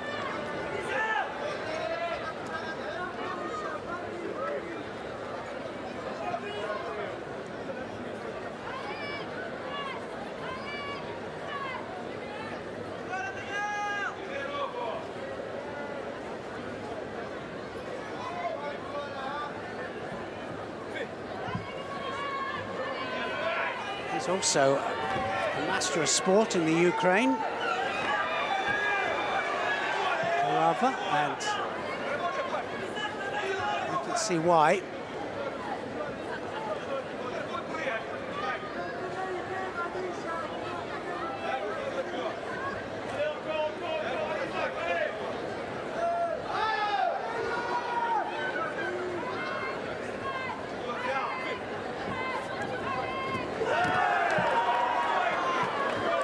Not far off there. Togtokhbayar not far off with those sumigaishes there, and piling the pressure on coming up to the last minute.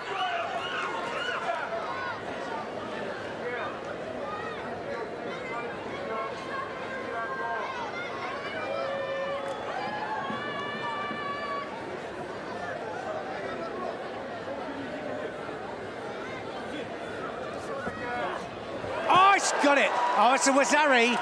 That was not far off the ippon there, and Togtokhbayar came in for a sumigaishi, and they're going to have a look to see if it warrants an ippon. And that was massive, but don't forget that it's not about the height of the throw. Oh, they've changed it. It's about the landing, and we'll see it back in slow motion, and that, well, was a great comeback from Togtokhbayar there. He managed to sumigaish his opponent, Kavar, onto his back for the ippon.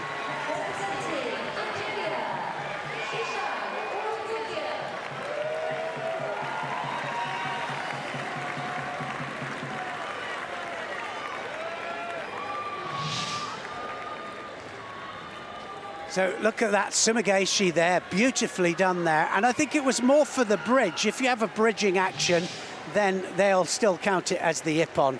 So Togtokhbayar goes through, and he will fight Lee Min-jae of Korea in the semi-final. Wow.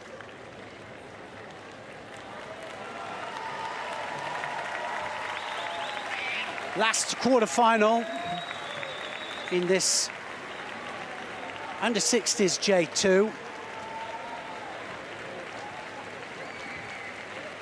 Crowd absolutely loving this. They're being treated to some amazing ippon judo.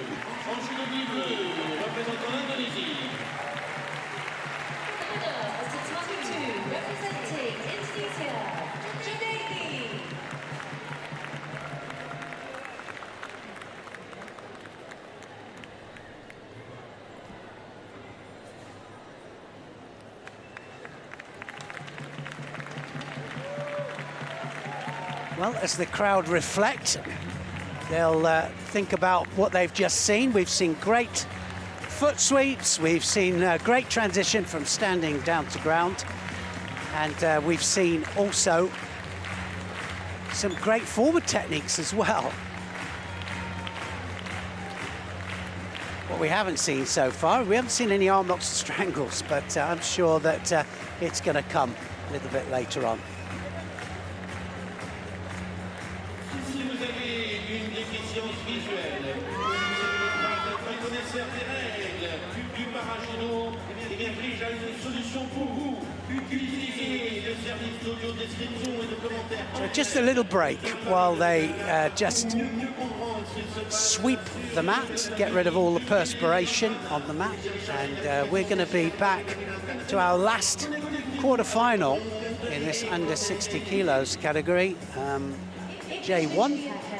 It's going to happen any second now, and that's going to be Zurabiani up against Herrera of Chile. Audio description and live commentary service to better understand what's happening on the field of play from the stands. Download the official Paris 2024 app. Ensure you're logged into your account and start listening. Well, that very famous statue there that normally is in open ground in the Champ de Mars arena, and they've built the stadium around it. Sur le tapis numéro 1, prochain combat, quart de finale. Catégorie masculine, moins de 60 kg Judo. Next on to Taiwan, the men's under 60 kilogram J2 quarterfinals. Statue actually of Marshal Joseph Joffre. Présentant la Géorgie. In the white judo gi, representing Georgia, Sudan Sabayani. So here we go, Zurabiani with a smile on his face. That's nice to see. Always nice to see that they're enjoying the Olympic experience, because it is a very different thing stepping out there. And a lot of people have asked me as a former competitor, you know, is it different? World Championships, European, Olympic Games? Yes, it is. The Olympic experience is very different. Zurabiani in white.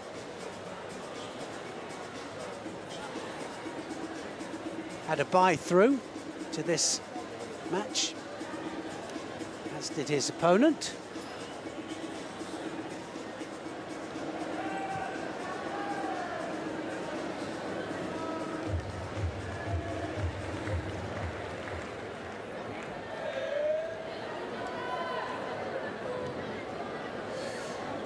Herrera, Johan Herrera of Chile in blue.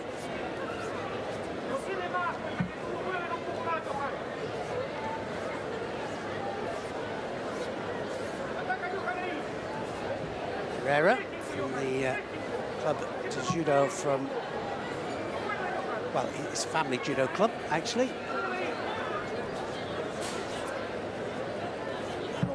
Supporting and just relishing the fact that he's now an Olympian.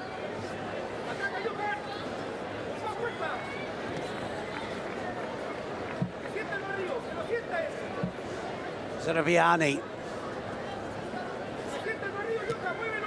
Is he going to do what's so typical of the Georgians actually? And they're very good with the feet, but they're very good with their pickups as well. Very upright stance of Zurabiani. It gives us an indicator that he's looking for the big technique. Herrera will be told to stand up. It's a Shido given to him for just being too defensive.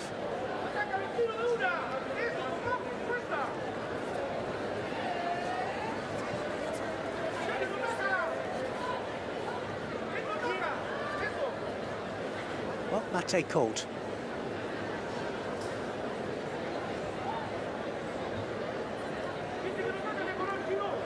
Shido up as well for Zurabiani.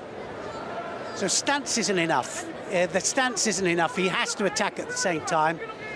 If he has a good grip, then two hands on, it should be attack. These are J2 athletes, remember, so they have partial sight.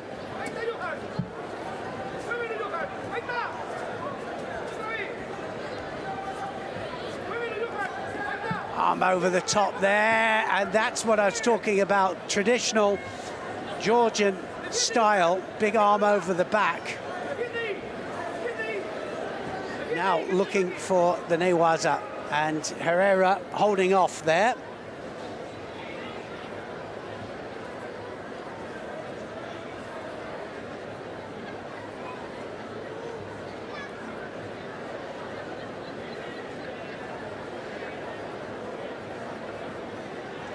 Just another warning there for the coach there, just not too much information. We're going to see a big throw any second now. He's kind of setting him up for the right angle of attack. And Zarabiani here just needs to find the range. Herrera in a defensive posture, what we call jigatai posture. He can feel the danger through the arms here of Zarabiani.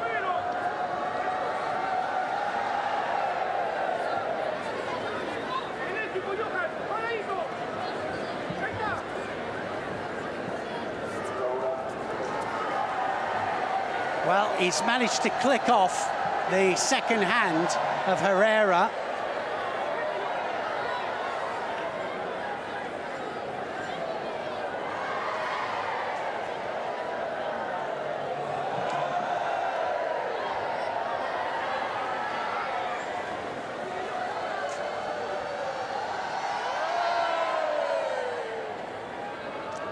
So Shido, second Shido goes up to Herrera.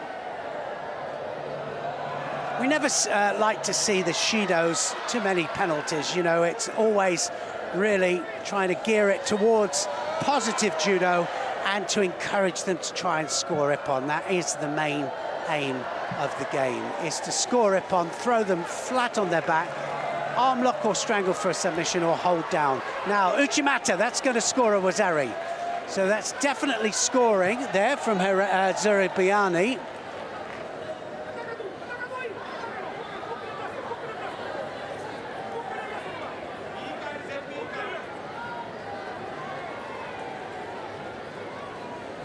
He was always setting him up for that Uchimata technique. The Uchimata is where the leg goes right the way up the middle.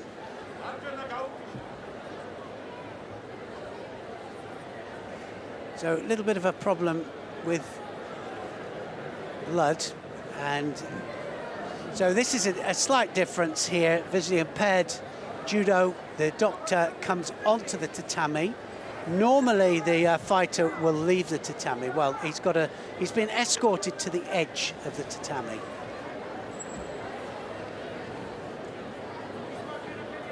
So the tatami is the area in which we fight, and as you can see, the yellow area there in the center is where they've got to fight within, and if they get too near the edge, the referee will shout Jogai to try and pull them back to the middle. So the more they can fight in the middle, the more we see the Ippon scored. Ippon is the maximum score, the equivalent of a knockout in boxing.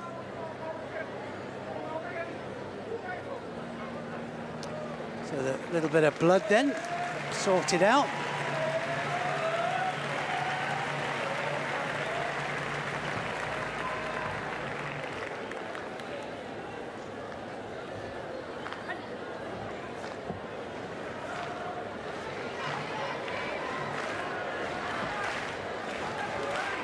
Interesting to see the readjustments from the athletes as they grip up there. They feel the danger. They've got to keep two hands on at all times. They can readjust the grip as well, but as long as they keep the two hands on. So one can go under, one can go over the top, one can go over the back, as long as two hands are on. and they're attacking at the same time.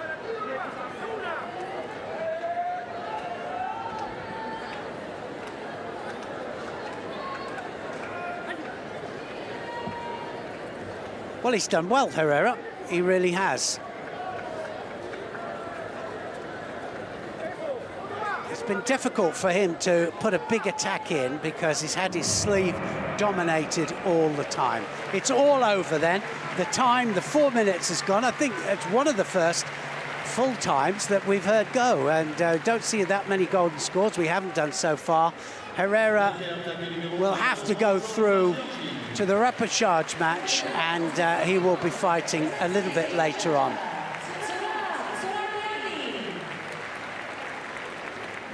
So Zurabayani goes through to the semi-final.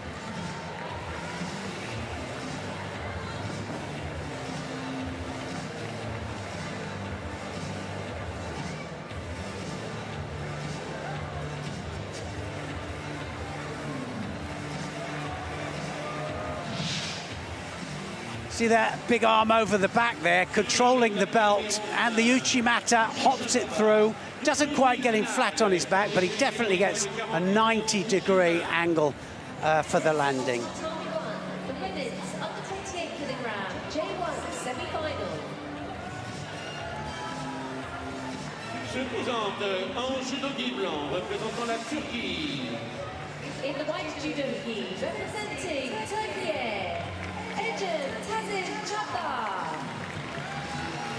well, now we have the under 48s J1 semi-finals. Representing Japan, Hangai,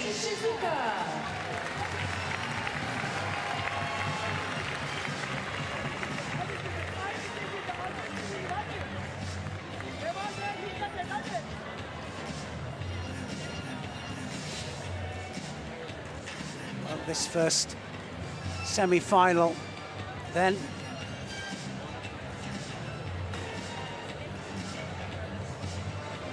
And we've got Tazin Kavar of Turkey up against Hangai of Japan. Kavar, the #1 seed.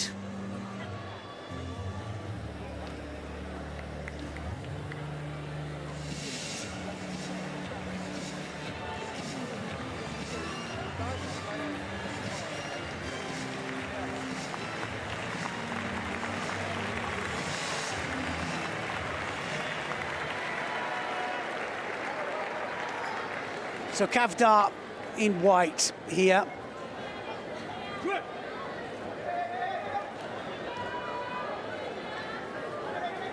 Hangai in blue. Both came through their quarter-final matches.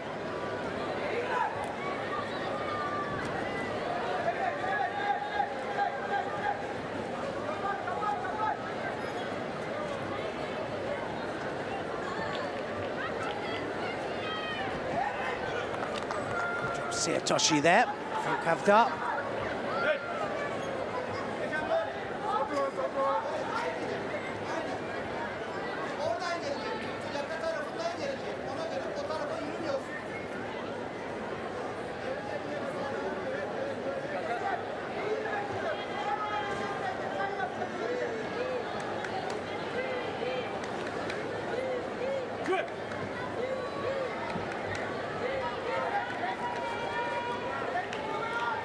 So left-handed stance there from Kavar. Left arm on the collar, now trying to control the head. The winner of this goes through to fight for gold or silver.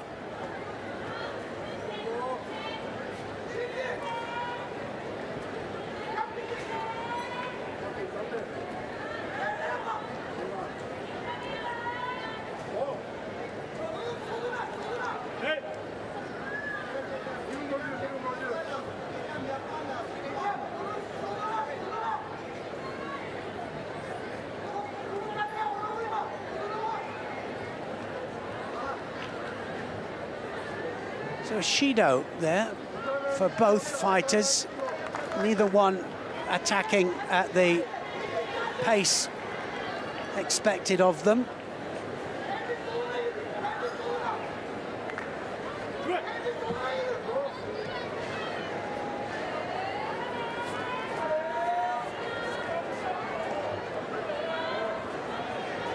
Pecking away at the legs there, looking for the Ashiwaza. Remember, this is J1.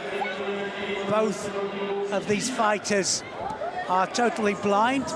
Two categories, J1, J2, and J1 is depicted by the red circle on the back patch there. Used to be on the shoulder, now on the back patch. The referee will pull them back to the centre, guide them back to the centre every time.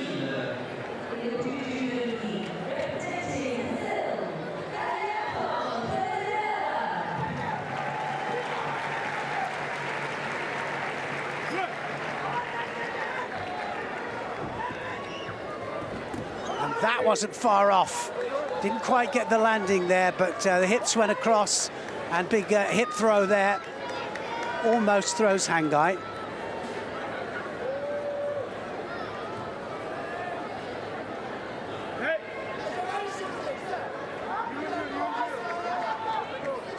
As in third place in Rio de Janeiro way back in 2016, but then seventh place in Tokyo, so she'll want to put this right, but found form again in Baku World Championships, came second.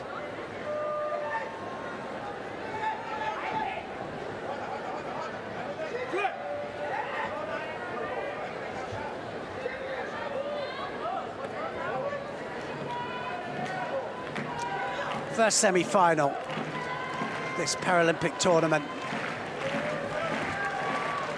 and anybody has just joined us, we are in the Champ de Mars arena here for the Para-Judo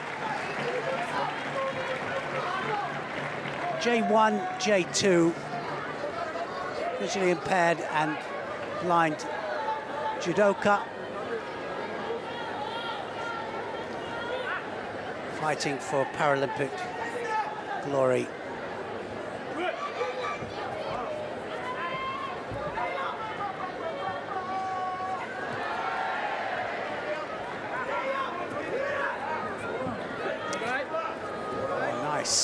Nice Ashiwaza there, set up. Good foot sweeps, sets it up, and then Hangai comes across for the big standing throw. And they use the feet just to get a feel of where the opponent is, where the body is.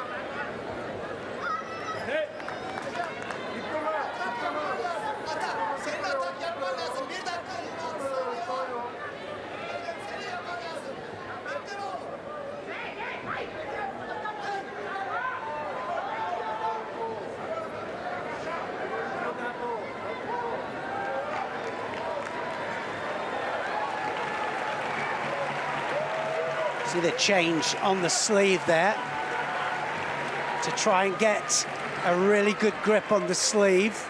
Then the lapel. Sometimes they change the position of the lapel. That wasn't far off there from Tezin Kavdar.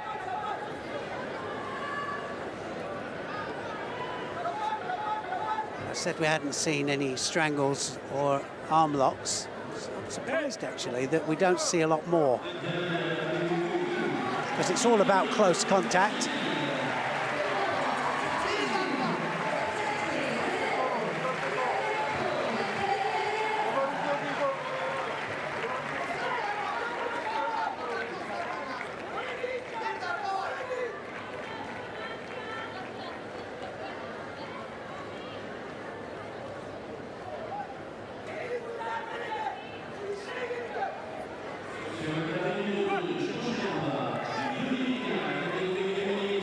Always trying to create space with that right hand.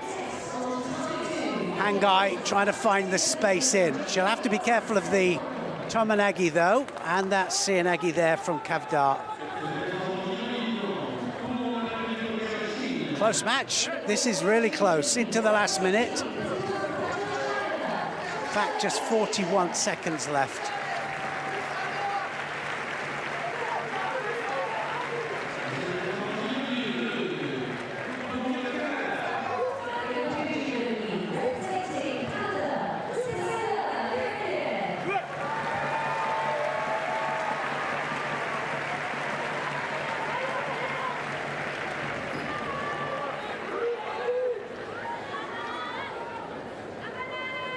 We're getting closer and closer with that Tomanagi, that stomach throw there. We've seen a lot of success with that in this tournament so far. So it does look as if it's going to go into golden score. Just 11 seconds left on the clock. So first 4 minutes almost over.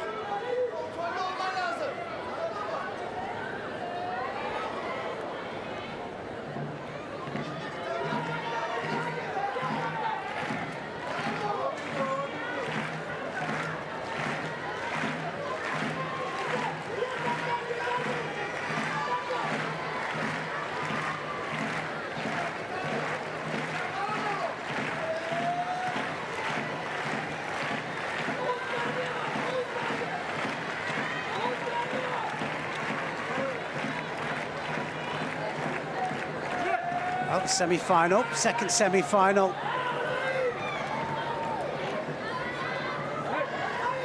Under 48 kilograms, J1.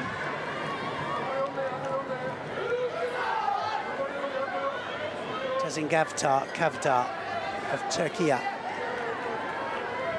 Just trying to find that little bit of an opening. But it's a tight match here against Hangai.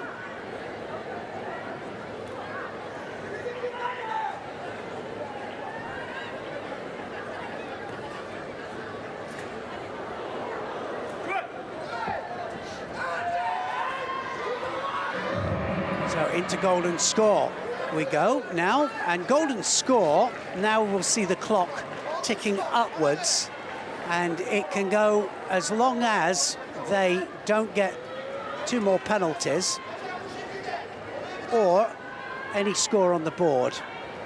And that will mean that they'll have to keep attacking at the right time, don't step outside the area, don't infringe in any way.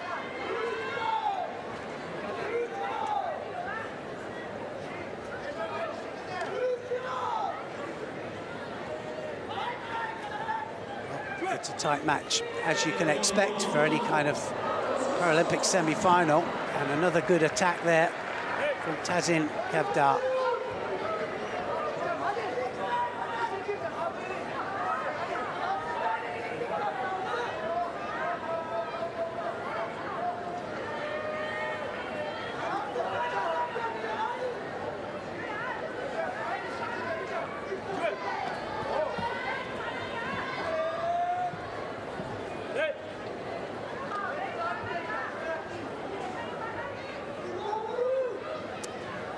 Coach trying to work it out there, just what can I do just to get through the defences of Hangai? Well, not him personally, but his fighter, of course.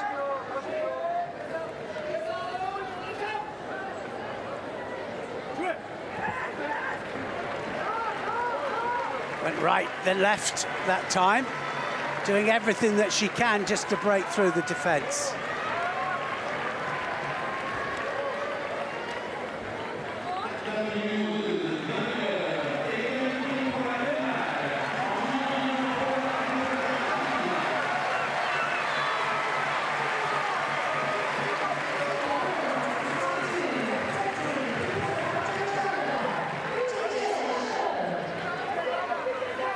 So the referee will keep shouting Jogai as they move towards the edge of the area. If they don't turn in, a little bit more lenient now with the, especially with the J1s, because they can't see it all, but they have a great awareness of where they are. So as soon as the referee issues the statement, and of course the referee, where they are situated, makes a big play here, because if he's got to be in centre, because he's got to try and get them to come back to the centre, the fighters. And that wasn't far off, was it, there from Hangai. Hangai now starting to open up here, and you can see that she's starting to believe that she can win this.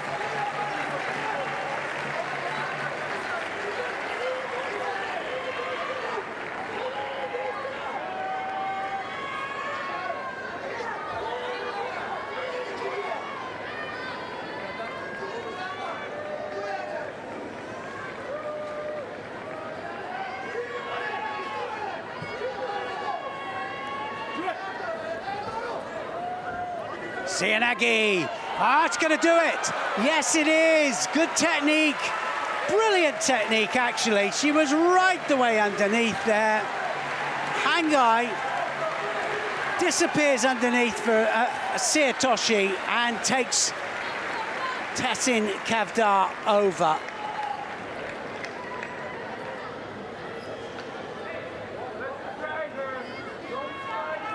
Tessin Kavdar will still be fighting for a medal, but well, Hangai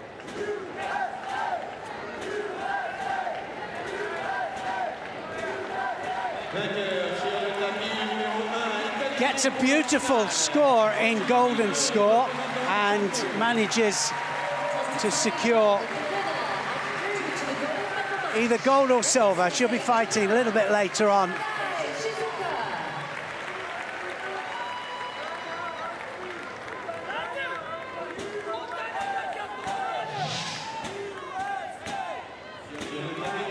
Left Siatoshi drops very, very low there. Good control of the arm as well. Drives off the feet, and it's all done.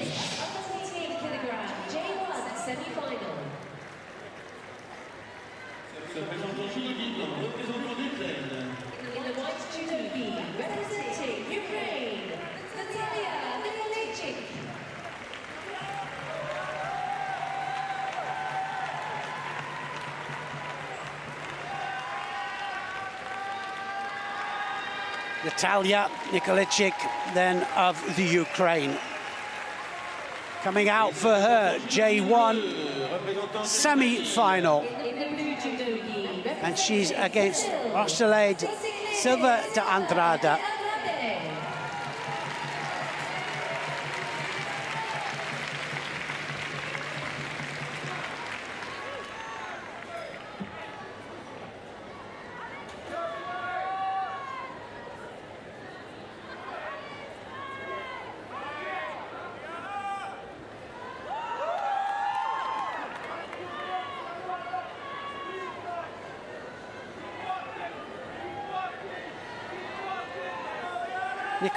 Nicolic of the Ukraine is going to be in white here, up against Silva de Andrada in blue.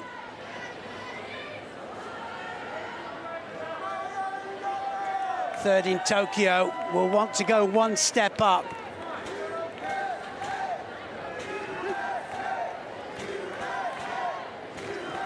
Silva Andrada, bronze in the World Championships in Baku. She's not happy with the grip. So they'll point out that there's something wrong with the grip, and away they go. Hajime.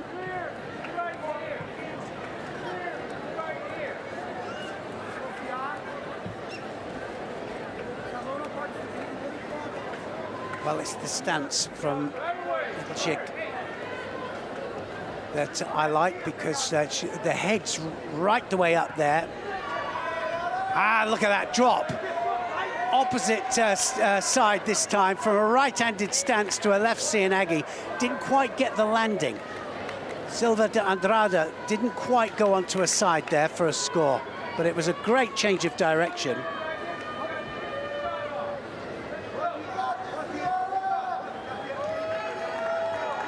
So Nicolic then opens up the account.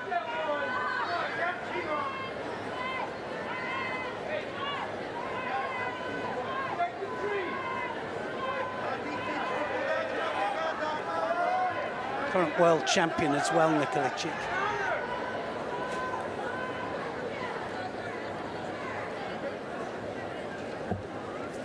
Possibility to do the big two. Made a bit of a mistake there with the Tomanagi. It didn't quite get the leg into the central point, and now if Silva de Andrada can get that leg out, you have to tie up the top half first before you try and take the leg out.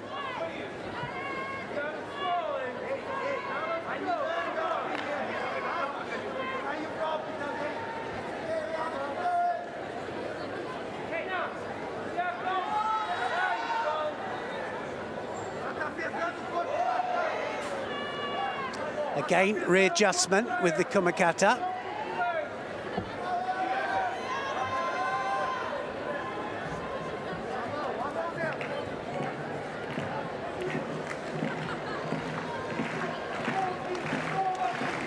Well, trying to just first of all set it up with the legs. Oh, she's been caught. Look at that, Silva de Andrada has taken her over there with a hip movement there that took her onto her side, and a Wazari.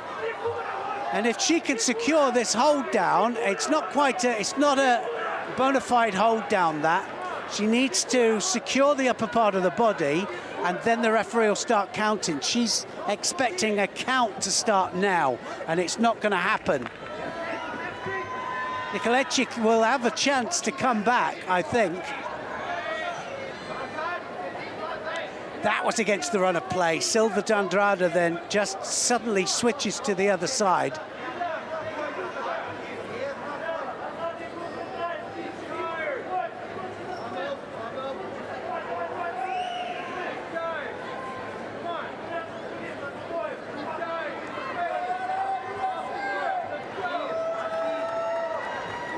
Well, it just goes to show that it goes against the run of play. There's an Uchimata there.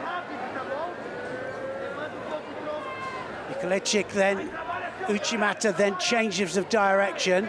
Now possibility for the shimiwaza, for the strangle, but it's across the face. Referee right the way down there could see that it was across the face, and they have to get the jacket underneath the neck. If it goes across the face, the referee will just mate the contest and stand it up.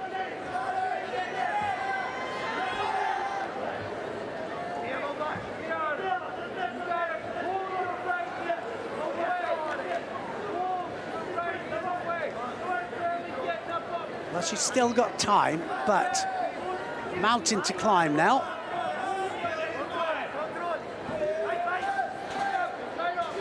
Saying that, Silva de Andrada cannot just afford to defend the rest of the time now, because I've seen that happen as well, where the fighters go into defence and then get penalised. No penalties on the board at the moment, but it can happen.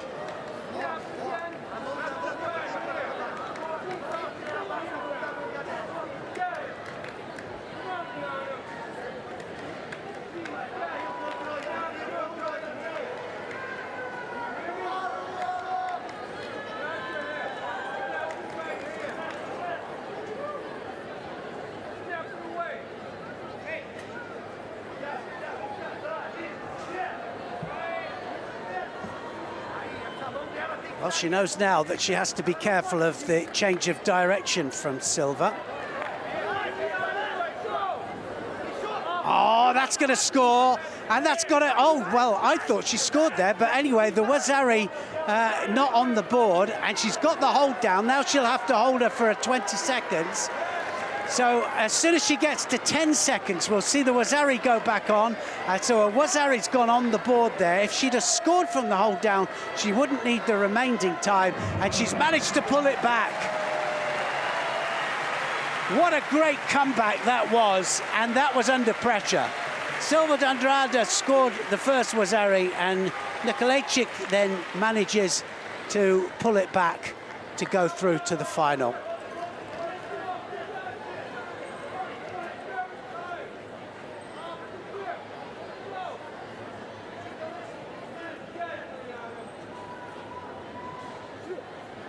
Vainqueur, table numéro 1 est qualifié pour la finale.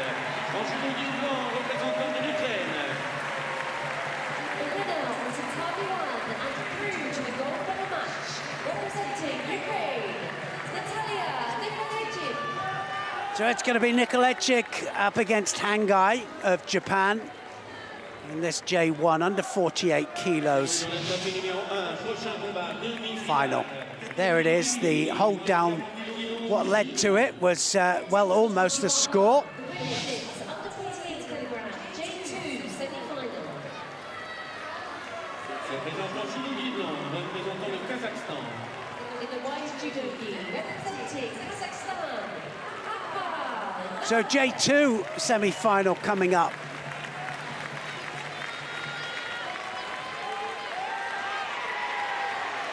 Représentant judo du bleu, la représentante de la Turquie.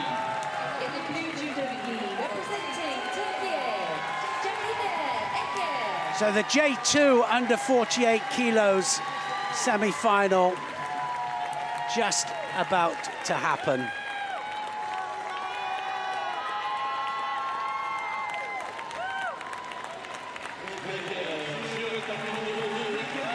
Nauatbek of Kazakhstan up against Ek of Turkey.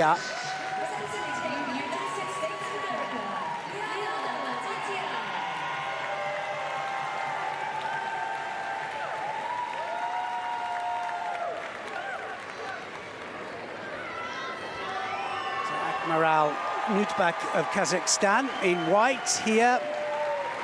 Ek Kahid of Turkey in blue. And away they go for their semi-final. First semi-final. Something happened there with the grip, I think. So they have to keep two hands on. The difference between para judo, which is visually impaired judo, and able-bodied is that they have to start the contest gripped up in the middle, and they have to keep two hands on.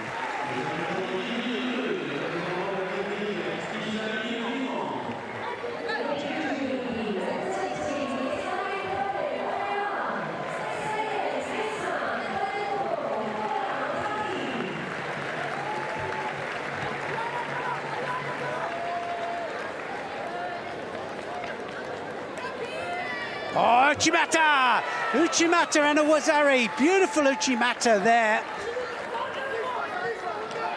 And Nauatbek then really good control of the sleeve and the lapel, and beautifully executed Uchimata. Leg right the way up the middle, and she's a Wazari up. And she's looking for the groundwork as well. She's straight on her back. Has she got the strangle? We might see our first one. It was across the face there, a mate call. If it's across the face, they'll call the mate straight away.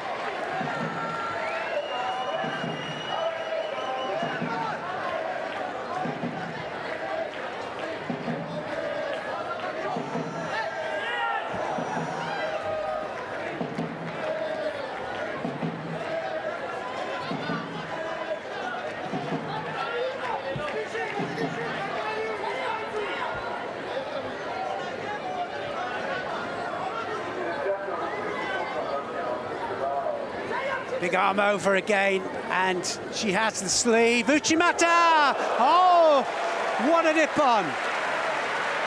She had the sleeve, she was all ready to go. It was just a matter of feed the leg through, and what an Uchimata that was to take her through to the final.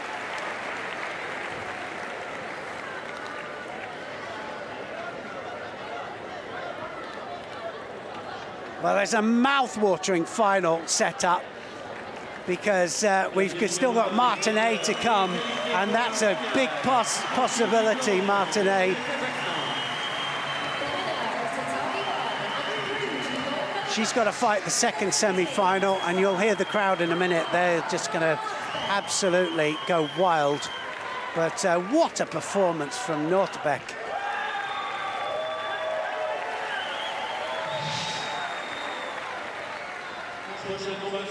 Paris numéro 1, demi-finale, catégorie féminine moins de 48 kilos, Judo.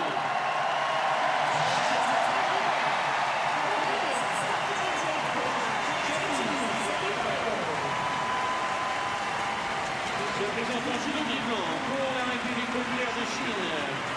In the white judo gi, representing the People's Republic of China,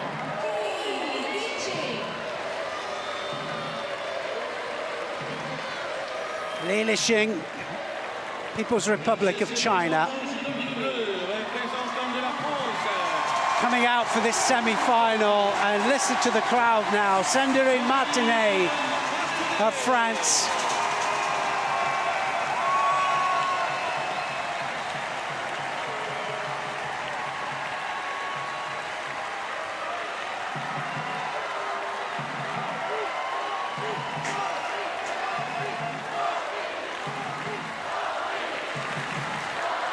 Martinet will be in.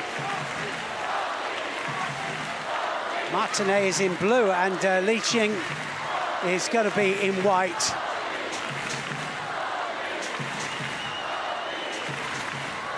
Saw a very focused Sandrine Martinet.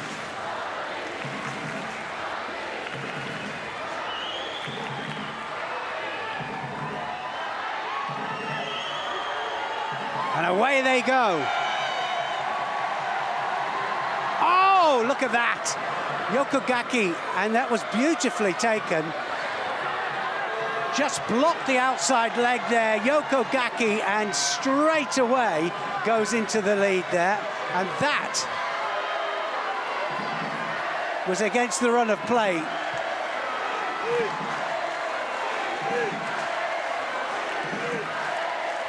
Li Lixing then goes into the lead.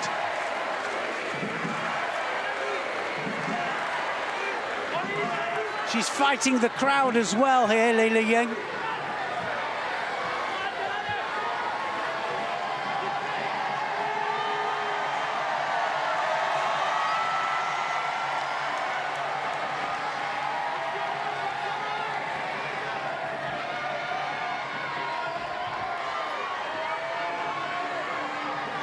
Now, can she come round the legs? She'll only need just 10 seconds for the hold down. It's no well, the referee called Osei Komi, but it's not a hold down. So immediately Togtokhbayar. Immediately the hold breaks.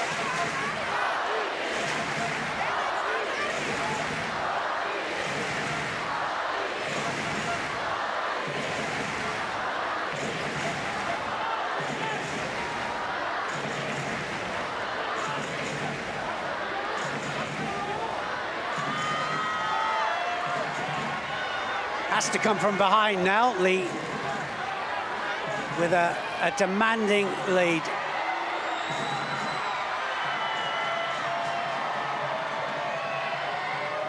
Martinet looking for the arm. 4-minute contest.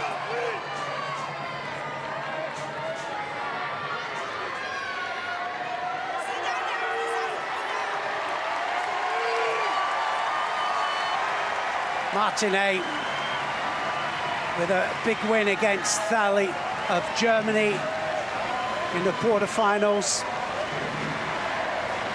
Looked really pumped up.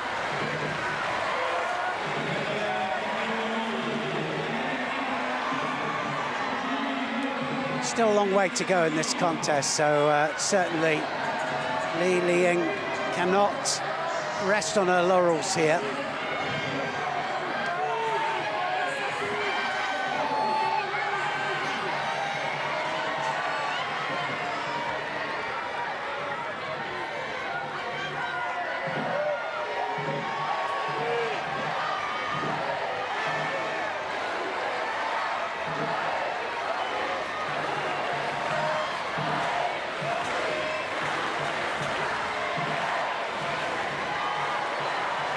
Wasn't far off, was it? Sumigaishi there from Li Lixing.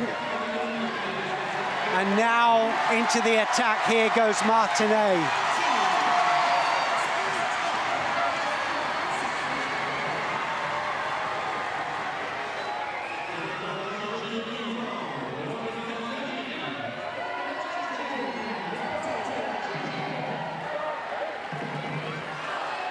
31 years of age, Li Liying.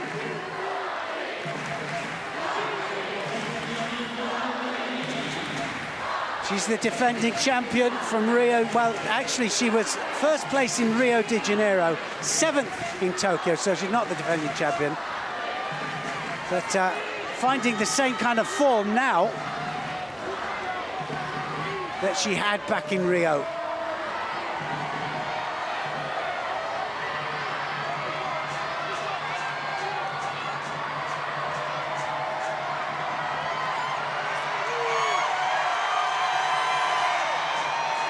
Well, the crowd trying to get behind Martinet.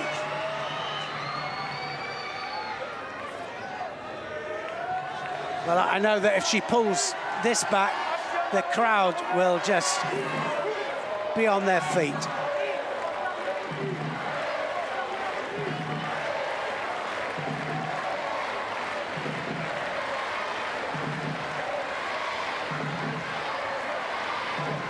So Shido for Li Liying.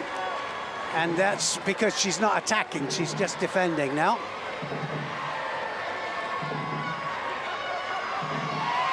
Goes for the Makikomi. I thought that, well, the counter-attack came from Li Liying. It was Martinet that put the attack in. Counter-attack from Li Liying. And the referee just has a little look at the top table there with the referee supervisors, who will have a little look to see if it warranted a score.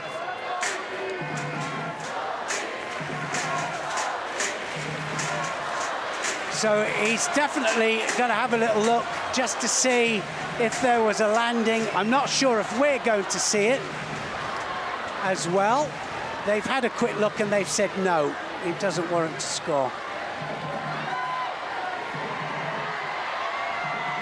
Tries the Yokogaki again. That caught Martinet by surprise in the opening seconds of the contest.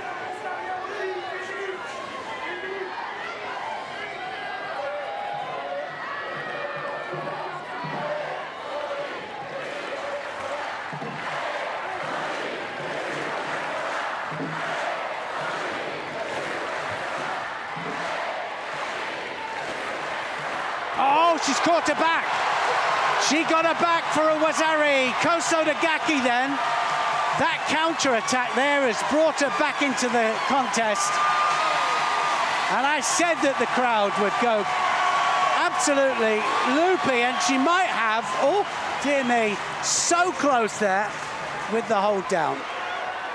And Martinet is back in the run.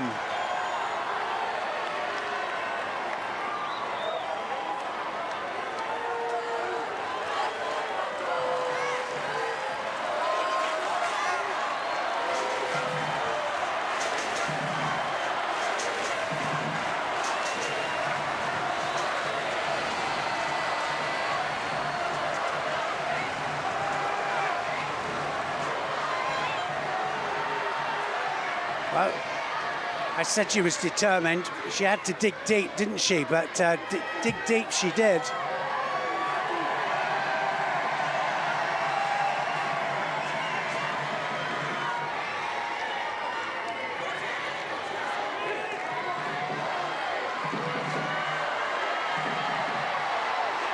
Oh, she's gone into the hold. She's got a hold of her 10 seconds. Can she hold her for 10 seconds now? That was a massive mistake there from Li Liying. And she was in the hold down for about, what, 6 seconds, just 4 shy of what she needed.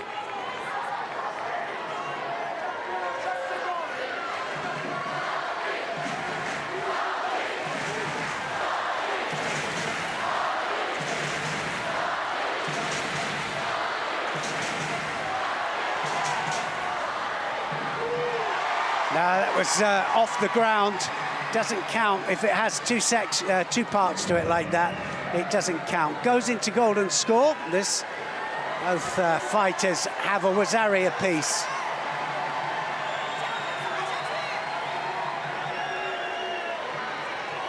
Li Liying fighting not only against Martinet, but against the crowd as well.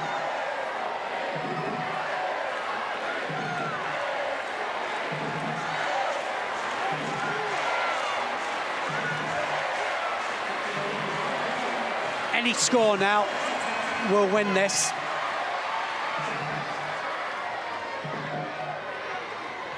Three Shidos as well. No Shidos. Oh, there's just one Shido on the board. Li Liang has a Shido on the board.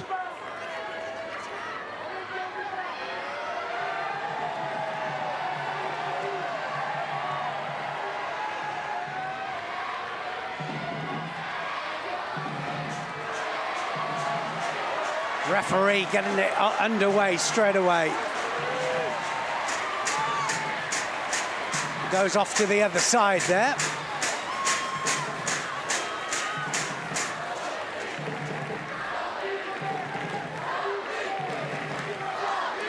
So changed the other flank that time, dropping underneath for a Kataguruma Martinet.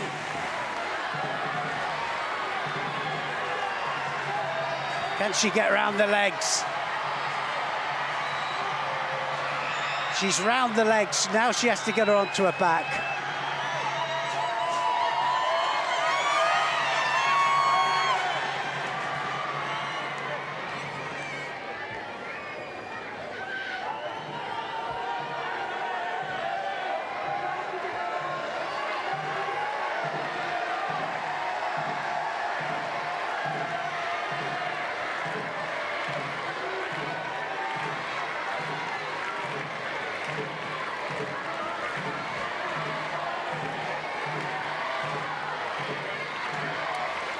Well, that's just a little warning there to get the grips sorted out.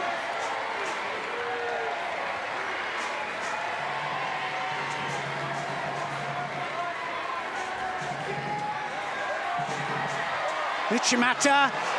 Oh, well, she gets the second Wazari, Martinet. Martinet gets the second Wazari, and that's taken her through to the final. Well, it was very close. They might have a little look to see if it was at 90 degrees for the landing. I wasn't sure, actually, that it got the 90-degree landing, but it was a counter-attack from Martinet. Martinet thinks she did it, of course she does. The French crowd thinks she did it. I'm not so sure.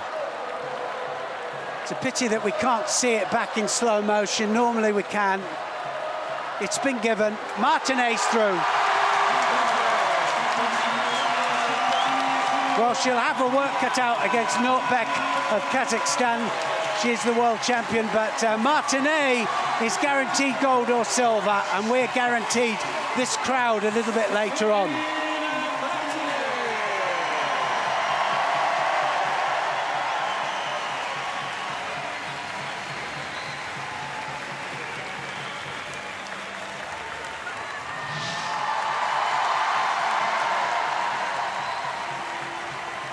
That was the counter-attack there. Uchimata from Li Liang, and she took her onto her side for a Wazari.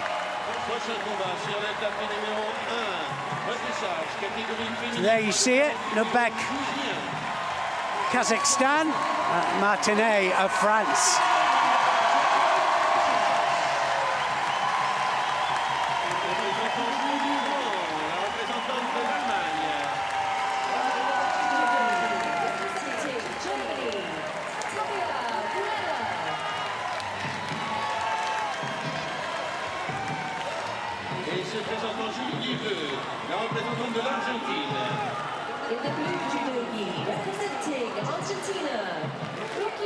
So now we have some Repercharge matches, and we got Muller over Germany up against Lezma of Argentina, and this is the under 48 kilograms J1 category.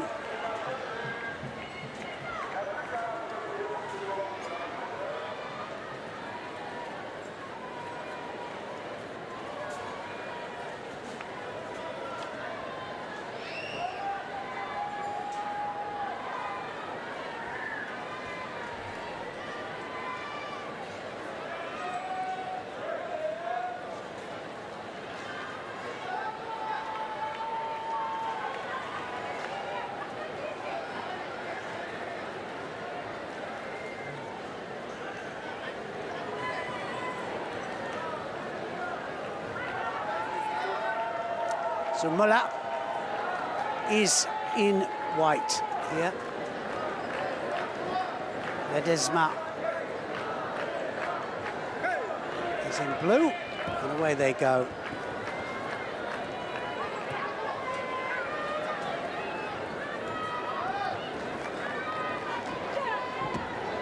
Togtokhbayar from Muller to open up the account.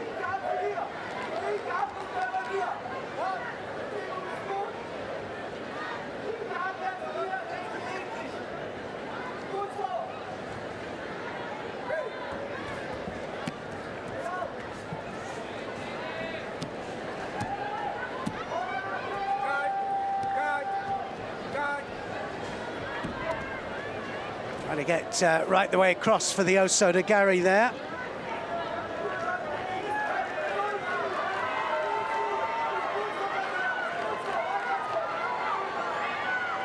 Lezma now will have to put the attack in because it's been all Muller at the moment.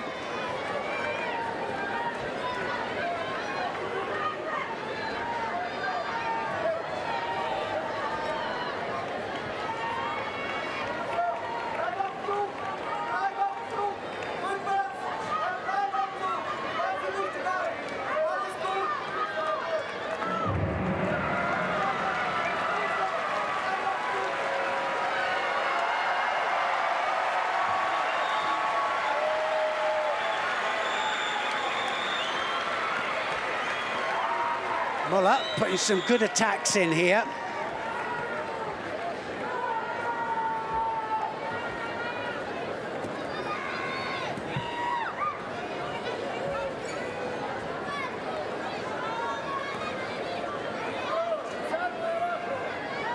Well, Lezma will have to initiate, and she does, and she's not far off. She's going to score, I think.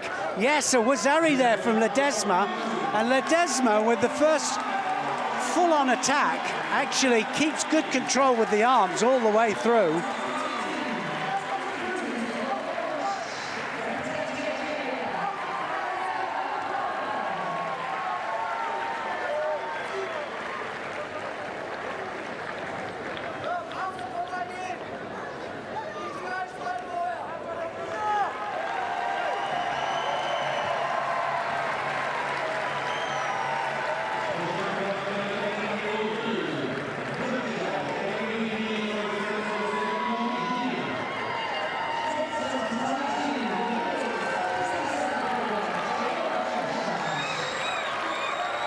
Well, now the boot is on the other foot now. She's going to have to go in and attack. And I'm talking Muller will have to.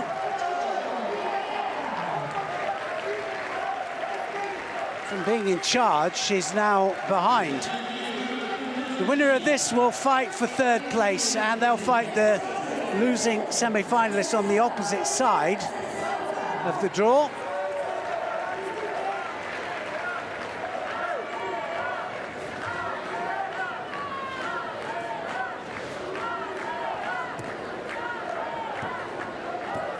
Got to be careful when they latch around that outside leg. Not now, though. It's all over. And that was brilliant stuff there from Lezma there. She just hooked round the outside. You've always got to be careful that you don't get caught with the same technique with Togtokhbayar, as we call it. But Lezma then drives her opponent downwards there, and Muller didn't stand a chance. So it's Lezma of Argentina who will be fighting for third place.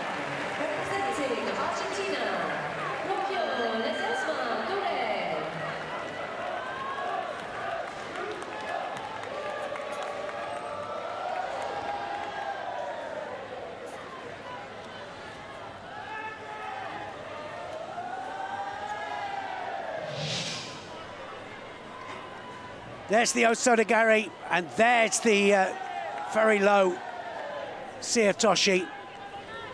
Drives downwards there, manages to take her opponent over.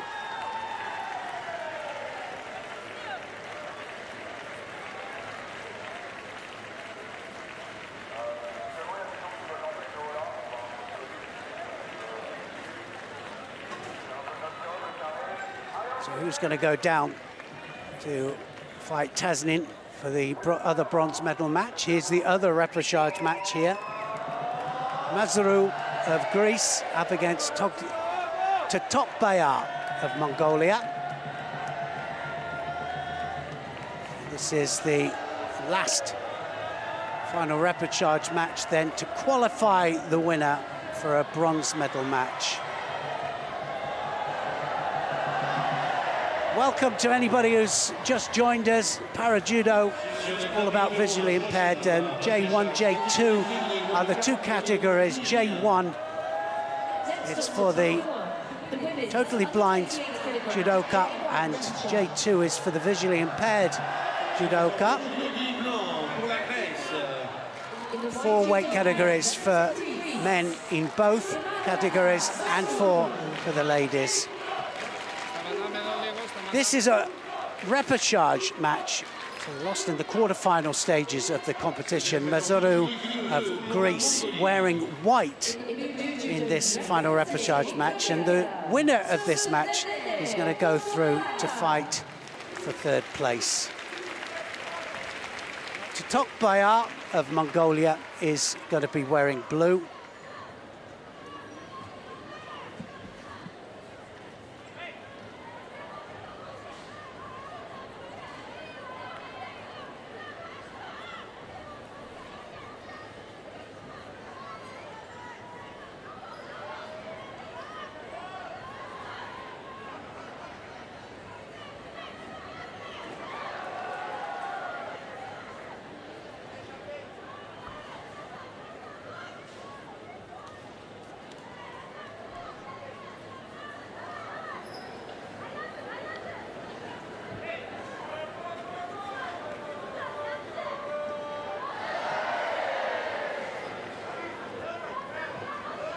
Muru just making her way to the tatami, and Togtokhbayar of Mongolia already arrived and ready to go.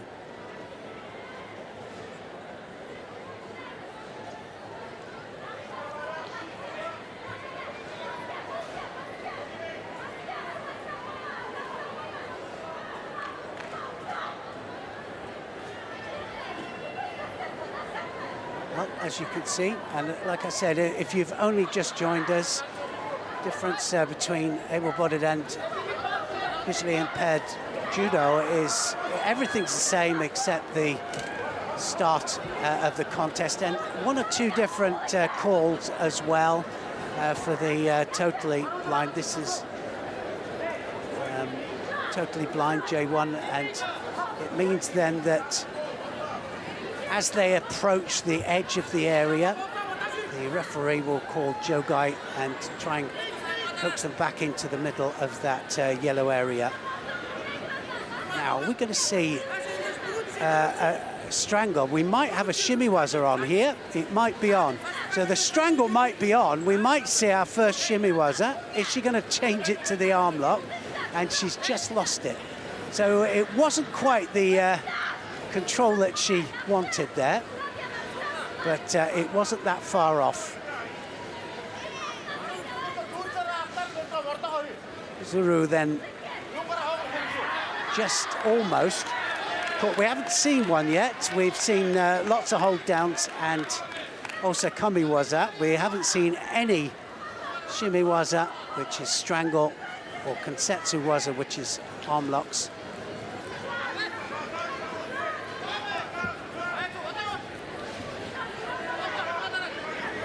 Everything to fight for in this contest.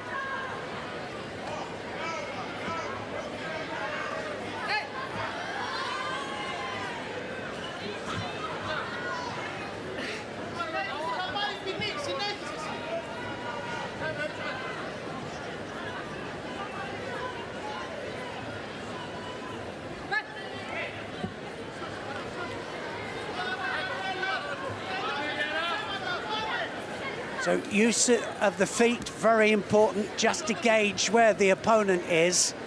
But we've seen some good forward techniques as well.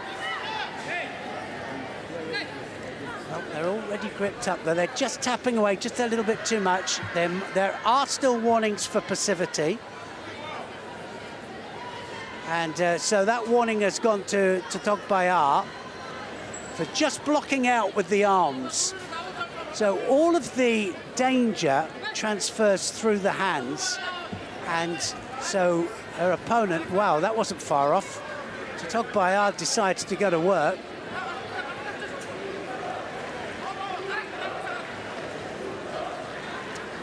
Yes, and when they feel the danger, they go into defensive posture. Arms go stiff, backside goes out.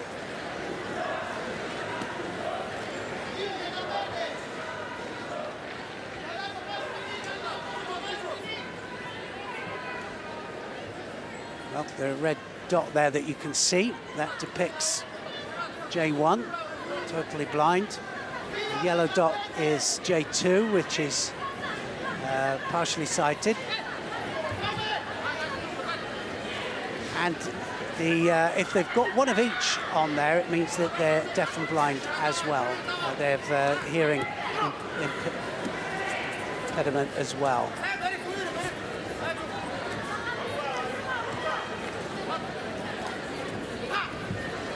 Oh, good left-handed stance there from Togtokhbayar, but almost getting countered. Silva to Andrada, just waiting for the right moment.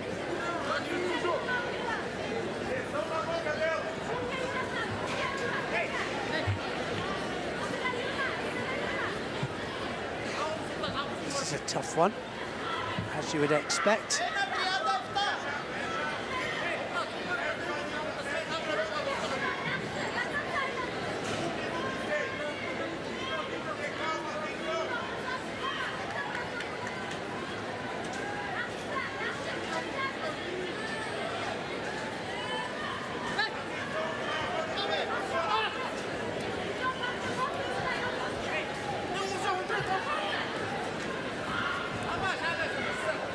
Muru now on top.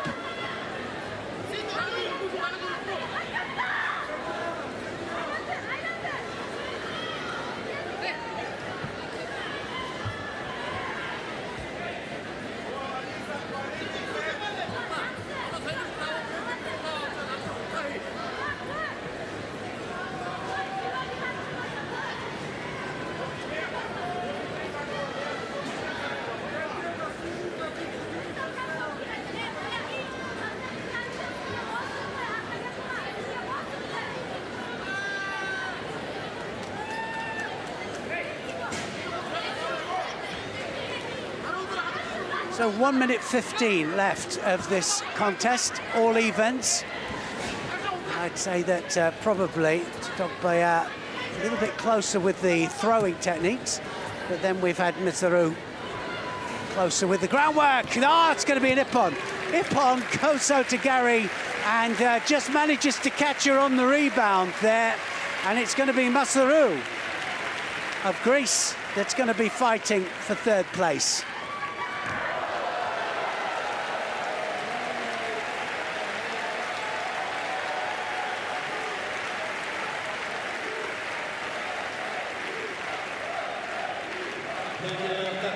Wow, that was a terrific technique to do as her opponent came out and just caught it right, didn't she? She just caught her right.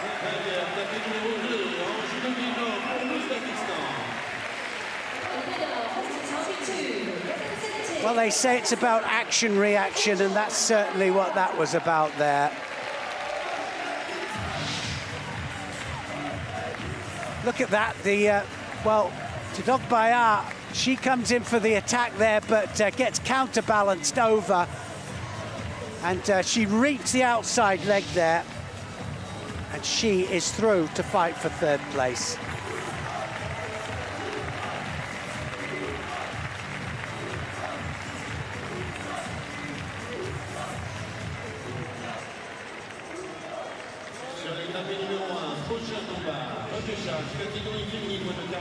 Right, so we just have a small break now, and then we'll continue. And now we've got the under 48 kilos J2 Repercharge matches. In the white judo gi, representing India,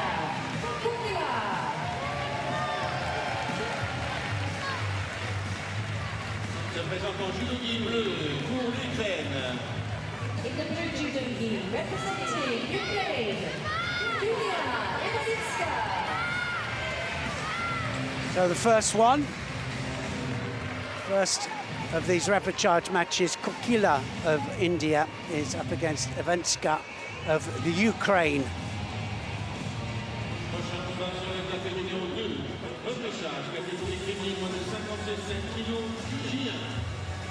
Next up to target 2, the women's under 57 kilogram J1 Repercharge. Well, we know that she's very experienced, Ivanska, and she knows that she's still got a chance of a medal here. 5th Paralympic Games.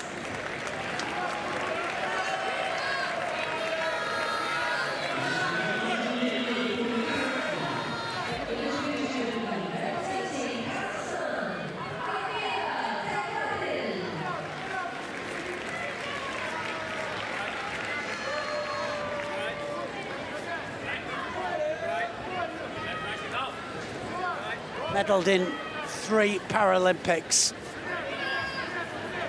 Ivanska.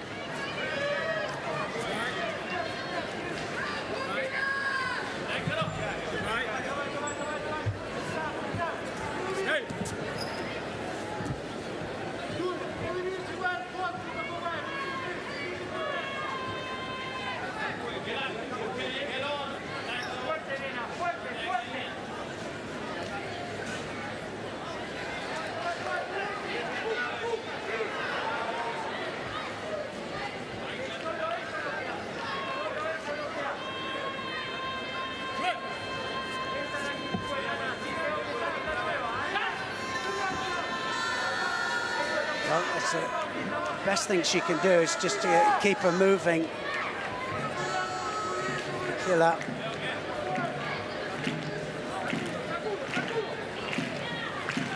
Third place in the Asian Para Games was in 2022. So she's been there before. But you can see so defensive there, just holding off, having her grip controlled. And the fact that they grip up straight away means that it could be an advantage for the good grippers. They'll just click just that little bit of pressure off your grip so you can't attack. And that's what happens in the inner game.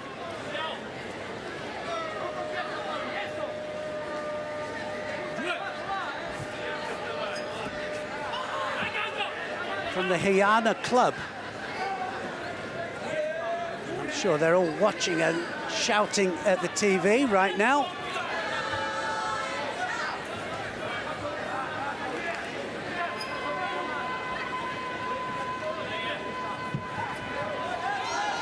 Possibility of a hold down here.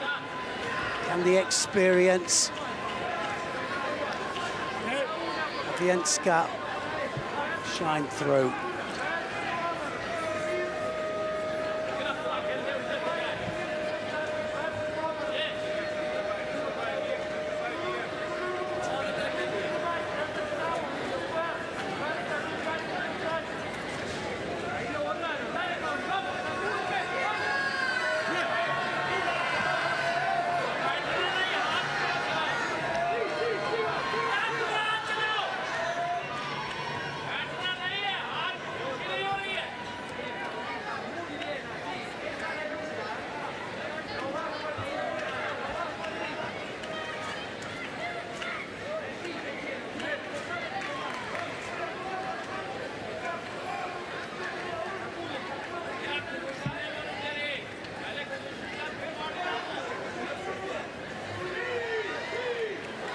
Well, so far doing everything right.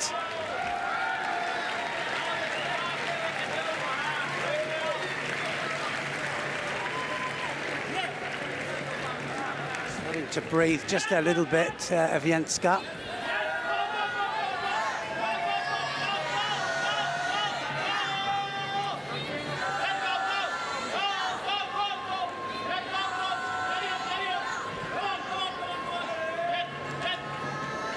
Looking for the strangle here. That's round the neck. Well, that looked to me as if it was round the neck. Didn't quite understand why they stopped that then.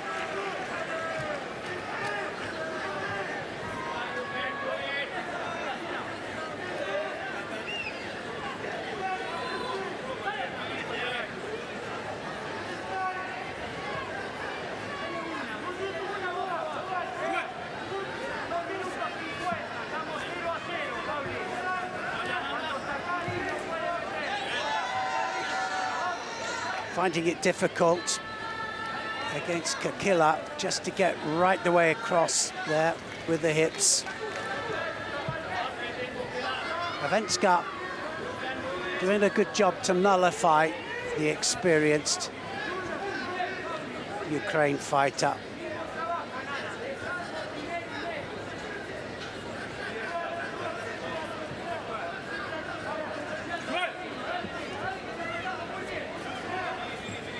One score, I think, is going to do this. 1:30 on the clock. One Judo each, one penalty each so far.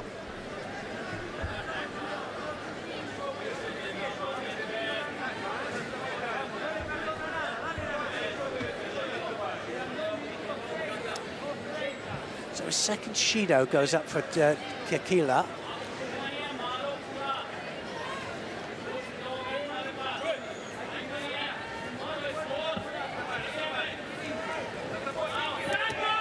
Was a good attack from Kilia, and now looking for the turnover, but that was a good attack.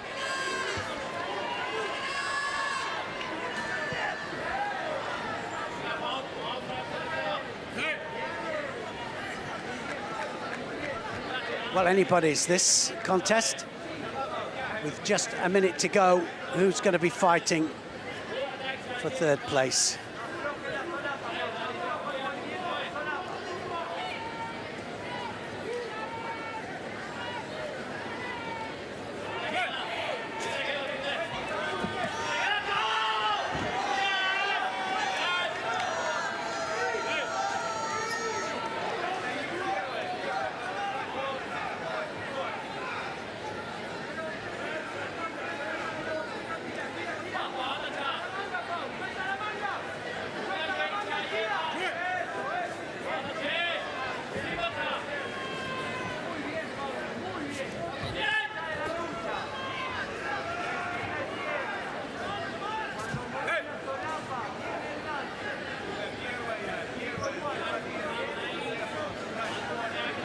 Judo this time goes to Ivanska.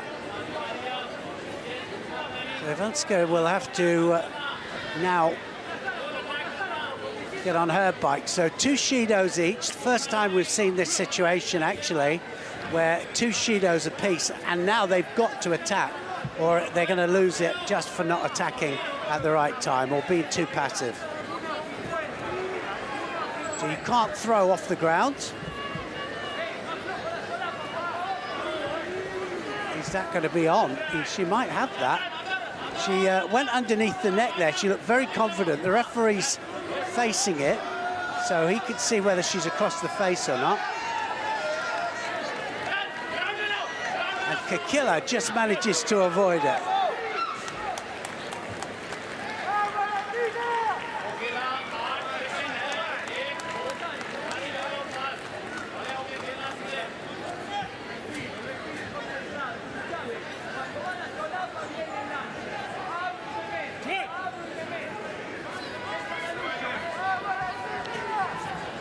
So one big score, it's going to go golden score, I think. One more penalty on the board, one score, any score, will decide who's going to be fighting for third place. Well, it's competitive.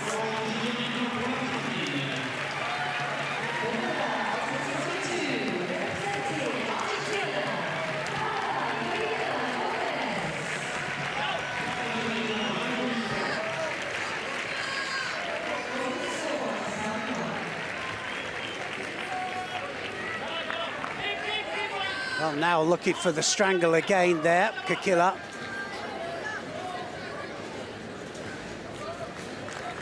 This is just going to be one mistake, I think, made by either one.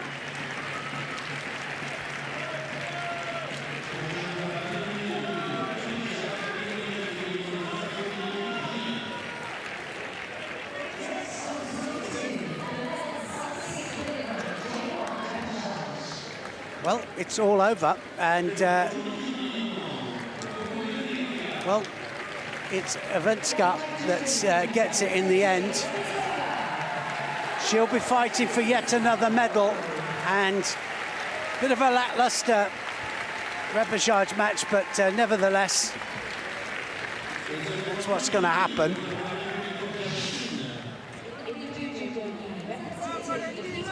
Well, it was about the last attack. The last attack was enough to kind of warrant another Shido, third Shido. So, a bit of a shame there, but that's the way you have to do it sometimes. You have to win the match.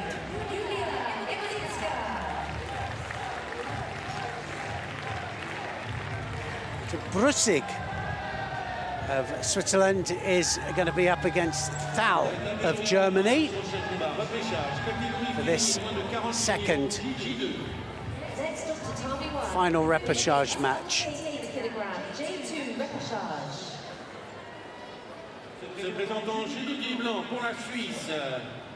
the white judo gi, representing Switzerland, Brussig.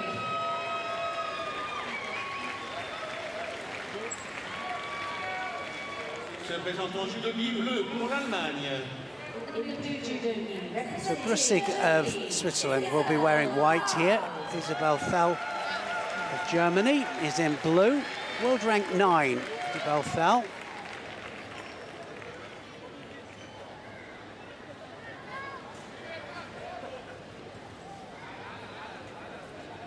Vera de Cross will be officiating this match.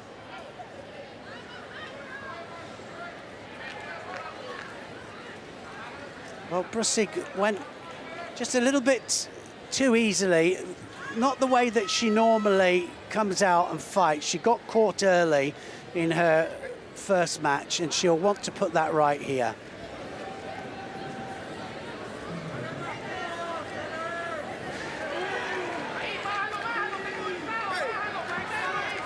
Away they go.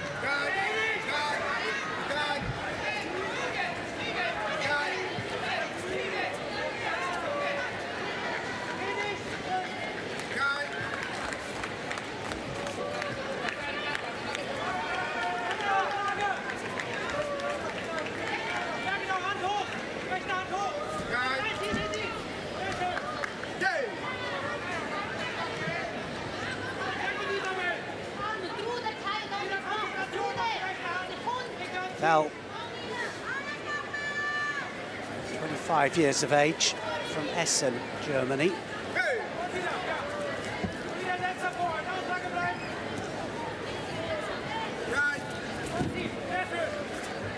Every second that she's out there in the middle of that tatami is just brilliant experience for her. It really is.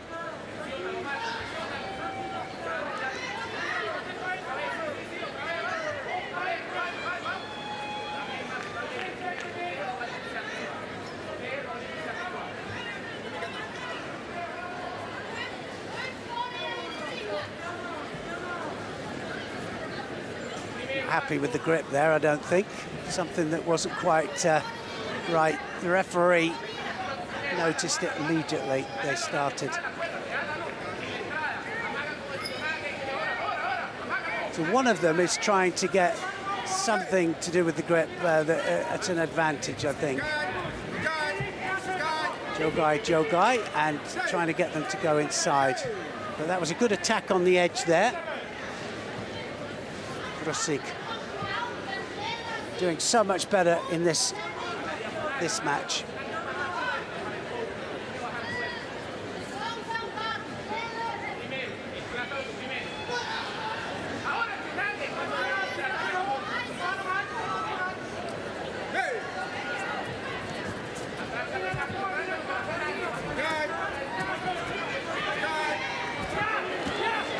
That's it, it's all over. That counter-attack there was enough. And it's going to be definitely not the day for Brussig. She just attacked and was off balance there. Isabel Thal manages to take it down with a Kosaragaki and flat onto her back. So Thal will be the one that will be fighting for third.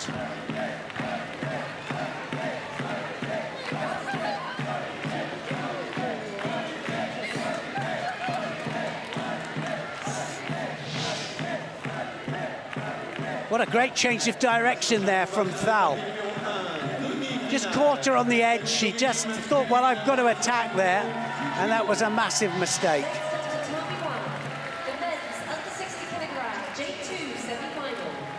So there it is, Ivanska then against Lille. And now, of course, we've got Nauatbek in the final, and she's going to be up against Martinet. Wow. So now we have the Repercharge in the men's under 60 kilos. In fact, we've got the semi-finals of the under 60 kilos category. Shehzad Namazov of Uzbekistan, and he's going to be up against Min-jae Lee of Korea.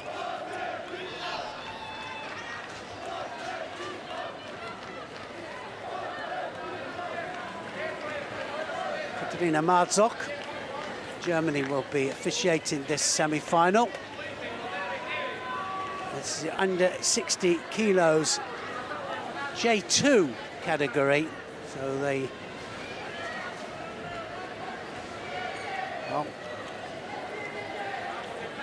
make their way to the centre. He's a visually impaired judoka. Straight into the attack there. How quick was that there?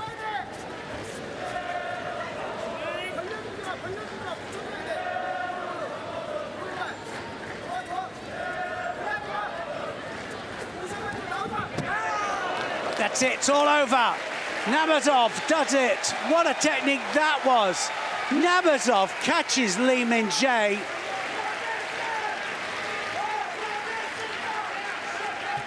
And look at that, wow. Well, he came out, I have to say, he was full of confidence when he came out there. And coach is saying to the crowd, what do you think about that?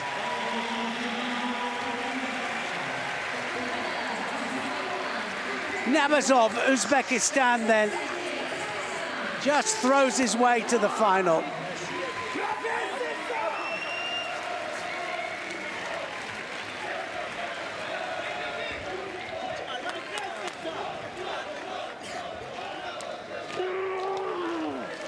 So he'll be fighting for gold or silver, as she was the first of all, and then the Kategoruma. Kategoruma, I think the head went right the way under the armpit. Brilliant stuff there, and he is through to the final.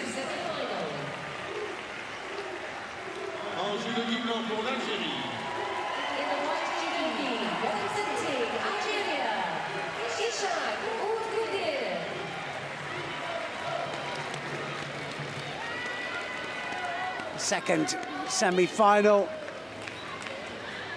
Et en judo libre pour la Géorgie. In the blue judo gi, representing Georgia, Zubiani. So Zubiani of Georgia will be in blue this time, and he's up against Ishak Okeda of Algeria. Al-Qaeda is going to be in white.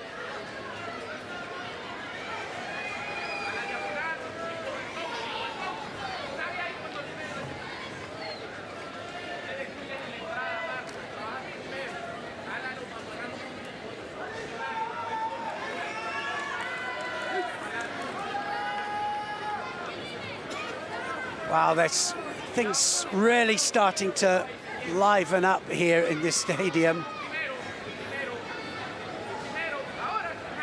This Stade de France Stadium, I've got to say, has just been terrific for the crowd participation as well. It's been amazing. I don't think we'll see a seat that's free for the finals. So it gets a Shido for breaking the grip off. You've got to keep two hands on. Able-bodied, you can do it, but you can't in visually impaired judo.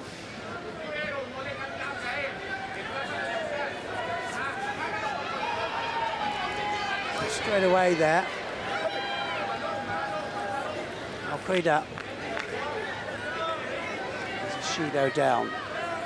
Zarabiani there, just trying to just take the stiffness out of the arm before he starts.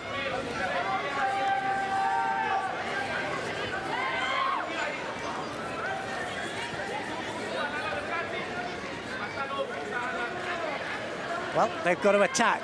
They won't be able to just stay there. They'll have to put the attacks in, otherwise it's going to be Mate, it's going to be Shido, and that means that Alqueda is going to get a second Shido.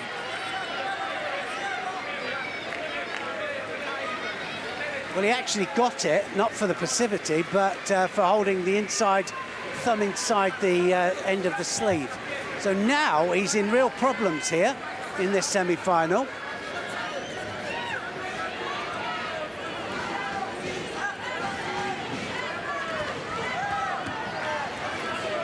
Oh, it's gone for the arm. Oh, now is he going to get the arm out? Possibility.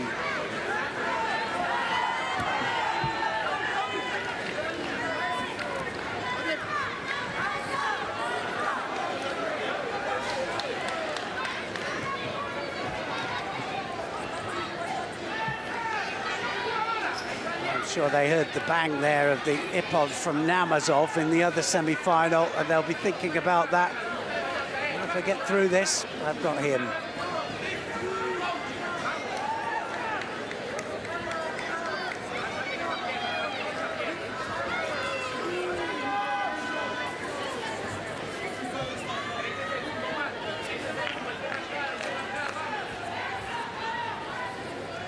Again, they've got to attack now. If I was Alqueda's coach, I'd be saying you've got to put it in, because one more penalty and it's all over.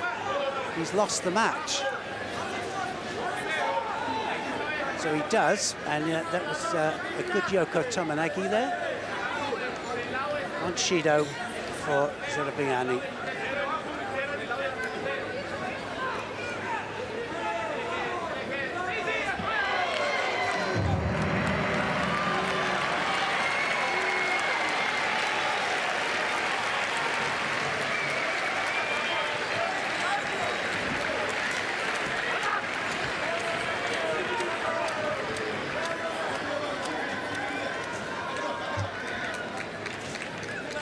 We're not even halfway in the contest yet. So still plenty of time.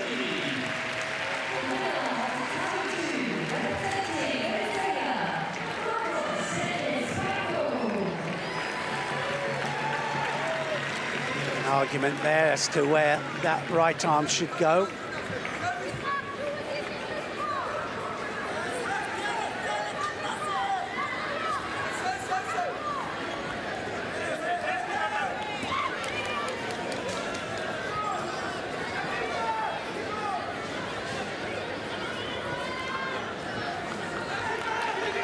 Now, possibility on the arm. Can he click into the elbow? He'll have to go into the elbow to start to apply pressure to it.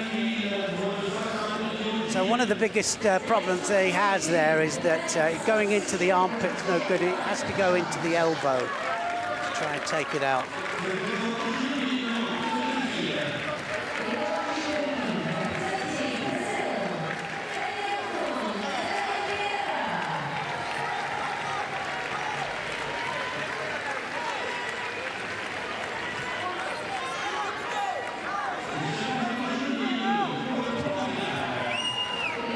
Keeps plugging away with that Sumigesh Tomonagi, but on the other hand, Zarabiani hasn't attacked either.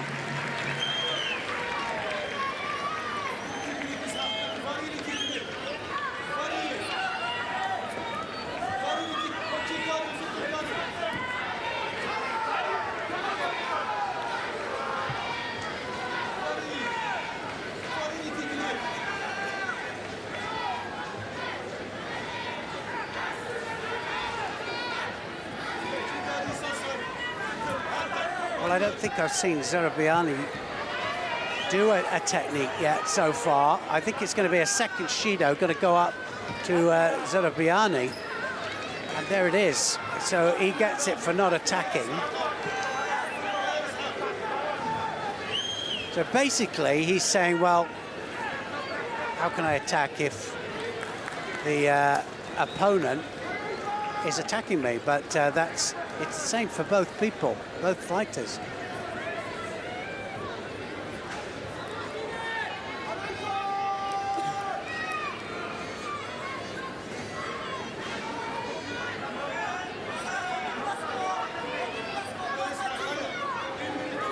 So it does stand, he has got it.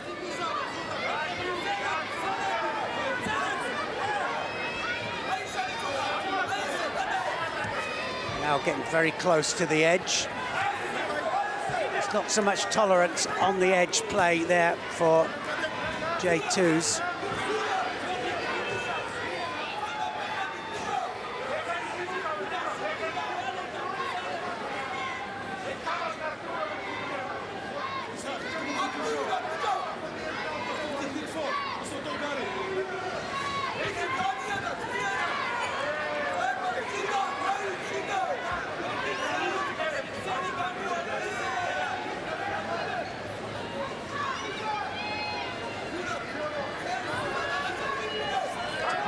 Cagey match, isn't it, this? They're both just afraid of losing, I think, making a mistake.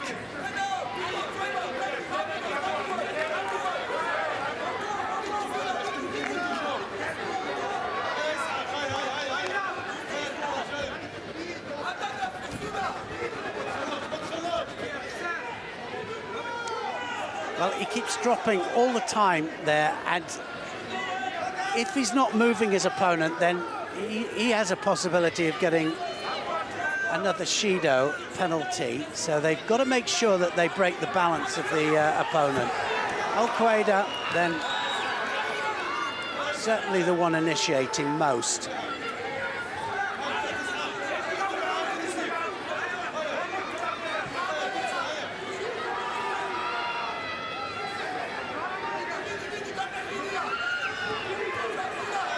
Uchigari there, Zarabiani.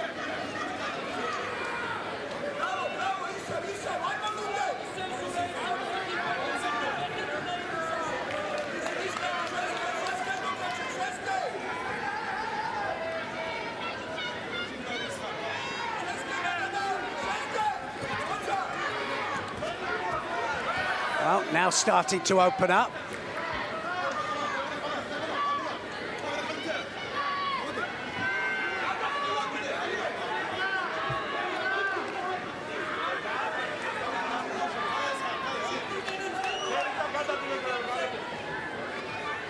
Well, if there's anybody out there that's just joined us, welcome to Para Judo, and we have two different categories. We have J1 and J2 in Para Judo. J1 being totally blind. This is a J2 under 60 kilos match being fought here. Semi-final. It's the second semi-final. First one was a big win by Namazov of Uzbekistan with a huge throw.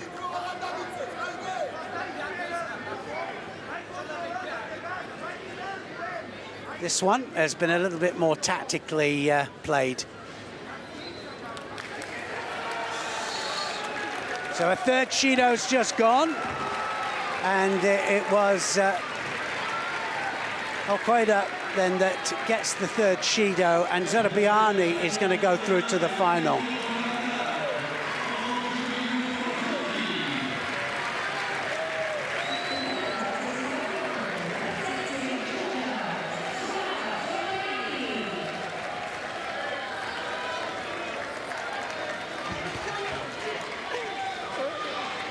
Wow!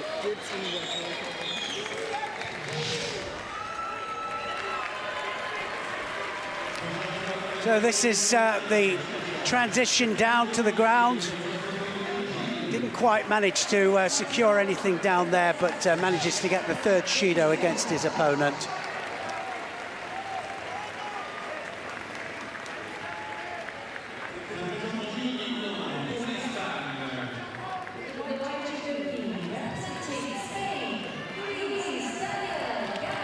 So first Repercharge match of the under-60s J2.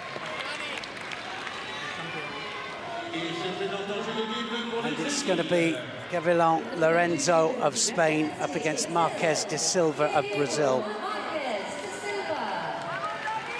So remember, they have to win this one to stand any chance of a medal at all. These have lost in the earlier stages.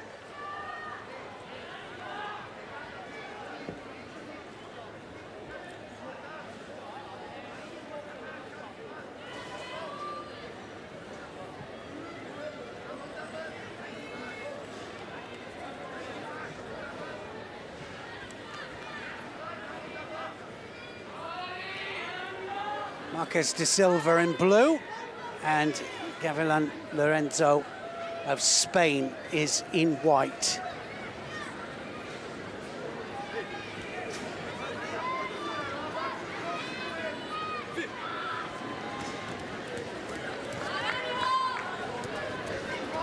Straight away opens up the account there. Marques de Silva with Tominagi, and then a turnover. Got to get the leg out. The leg trapped means that the seconds cannot be ticked away, and it's 20 seconds for a hold down, but if there's a score on the board, then it's a 10-second hold down needed, but no entanglement with the legs whatsoever. So four different ways of winning, three on the ground actually. Oh, he's got the arm! He's got the arm, Juji Gatami, and that was a really well executed Juji Gatami there by Marques de Silva, and he just had the arm there. It was an opportune moment, and Gavilan Lorenzo could do nothing about it.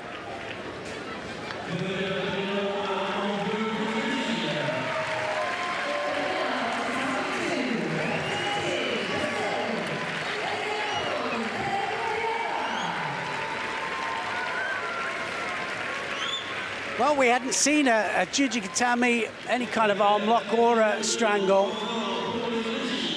And now we have. Great opportune stuff. And this is what transition's all about as well. Did the Tominagi, but then directly onto the arm. And it was very touch and go as to whether that wasn't part of the Tominagi there. Just about had separation. And you need separation from the Tominagi to the Juji Gatami. That's in the rules anyway. So Marques de Silva against Awida, and well, Lee is just about to come out.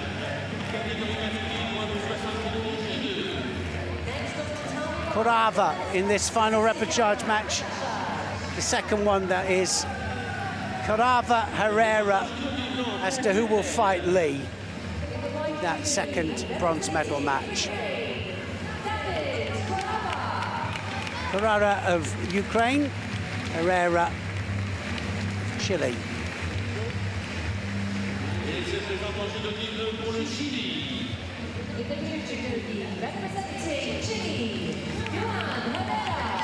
Johan Herrera is going to be wearing blue, and Kurava is in white.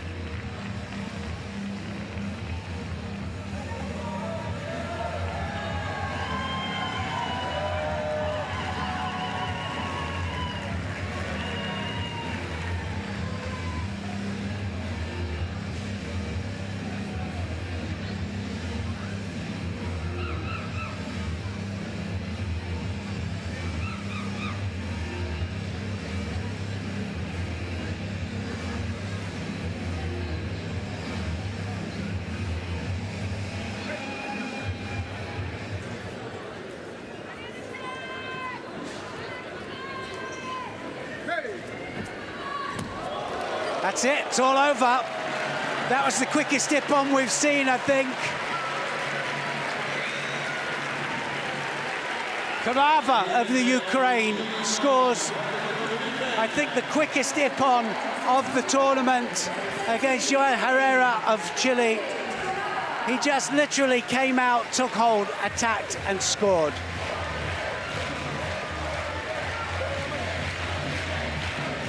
Kavar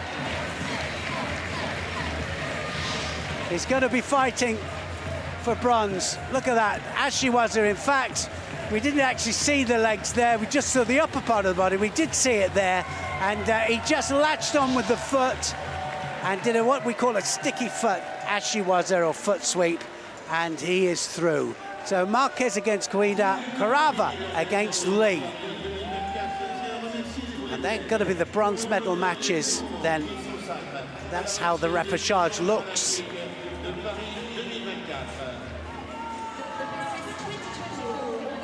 We'd like to thank all volunteers for their time and dedication towards making the Paris 2024 Paralympic Games a success.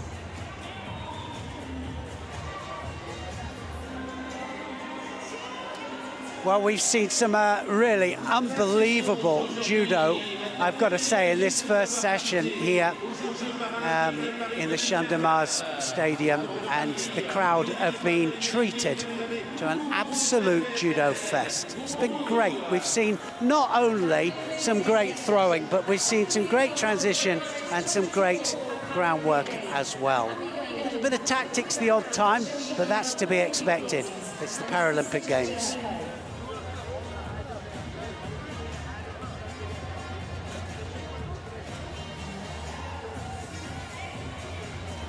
Well, we're all going to be back a little bit later,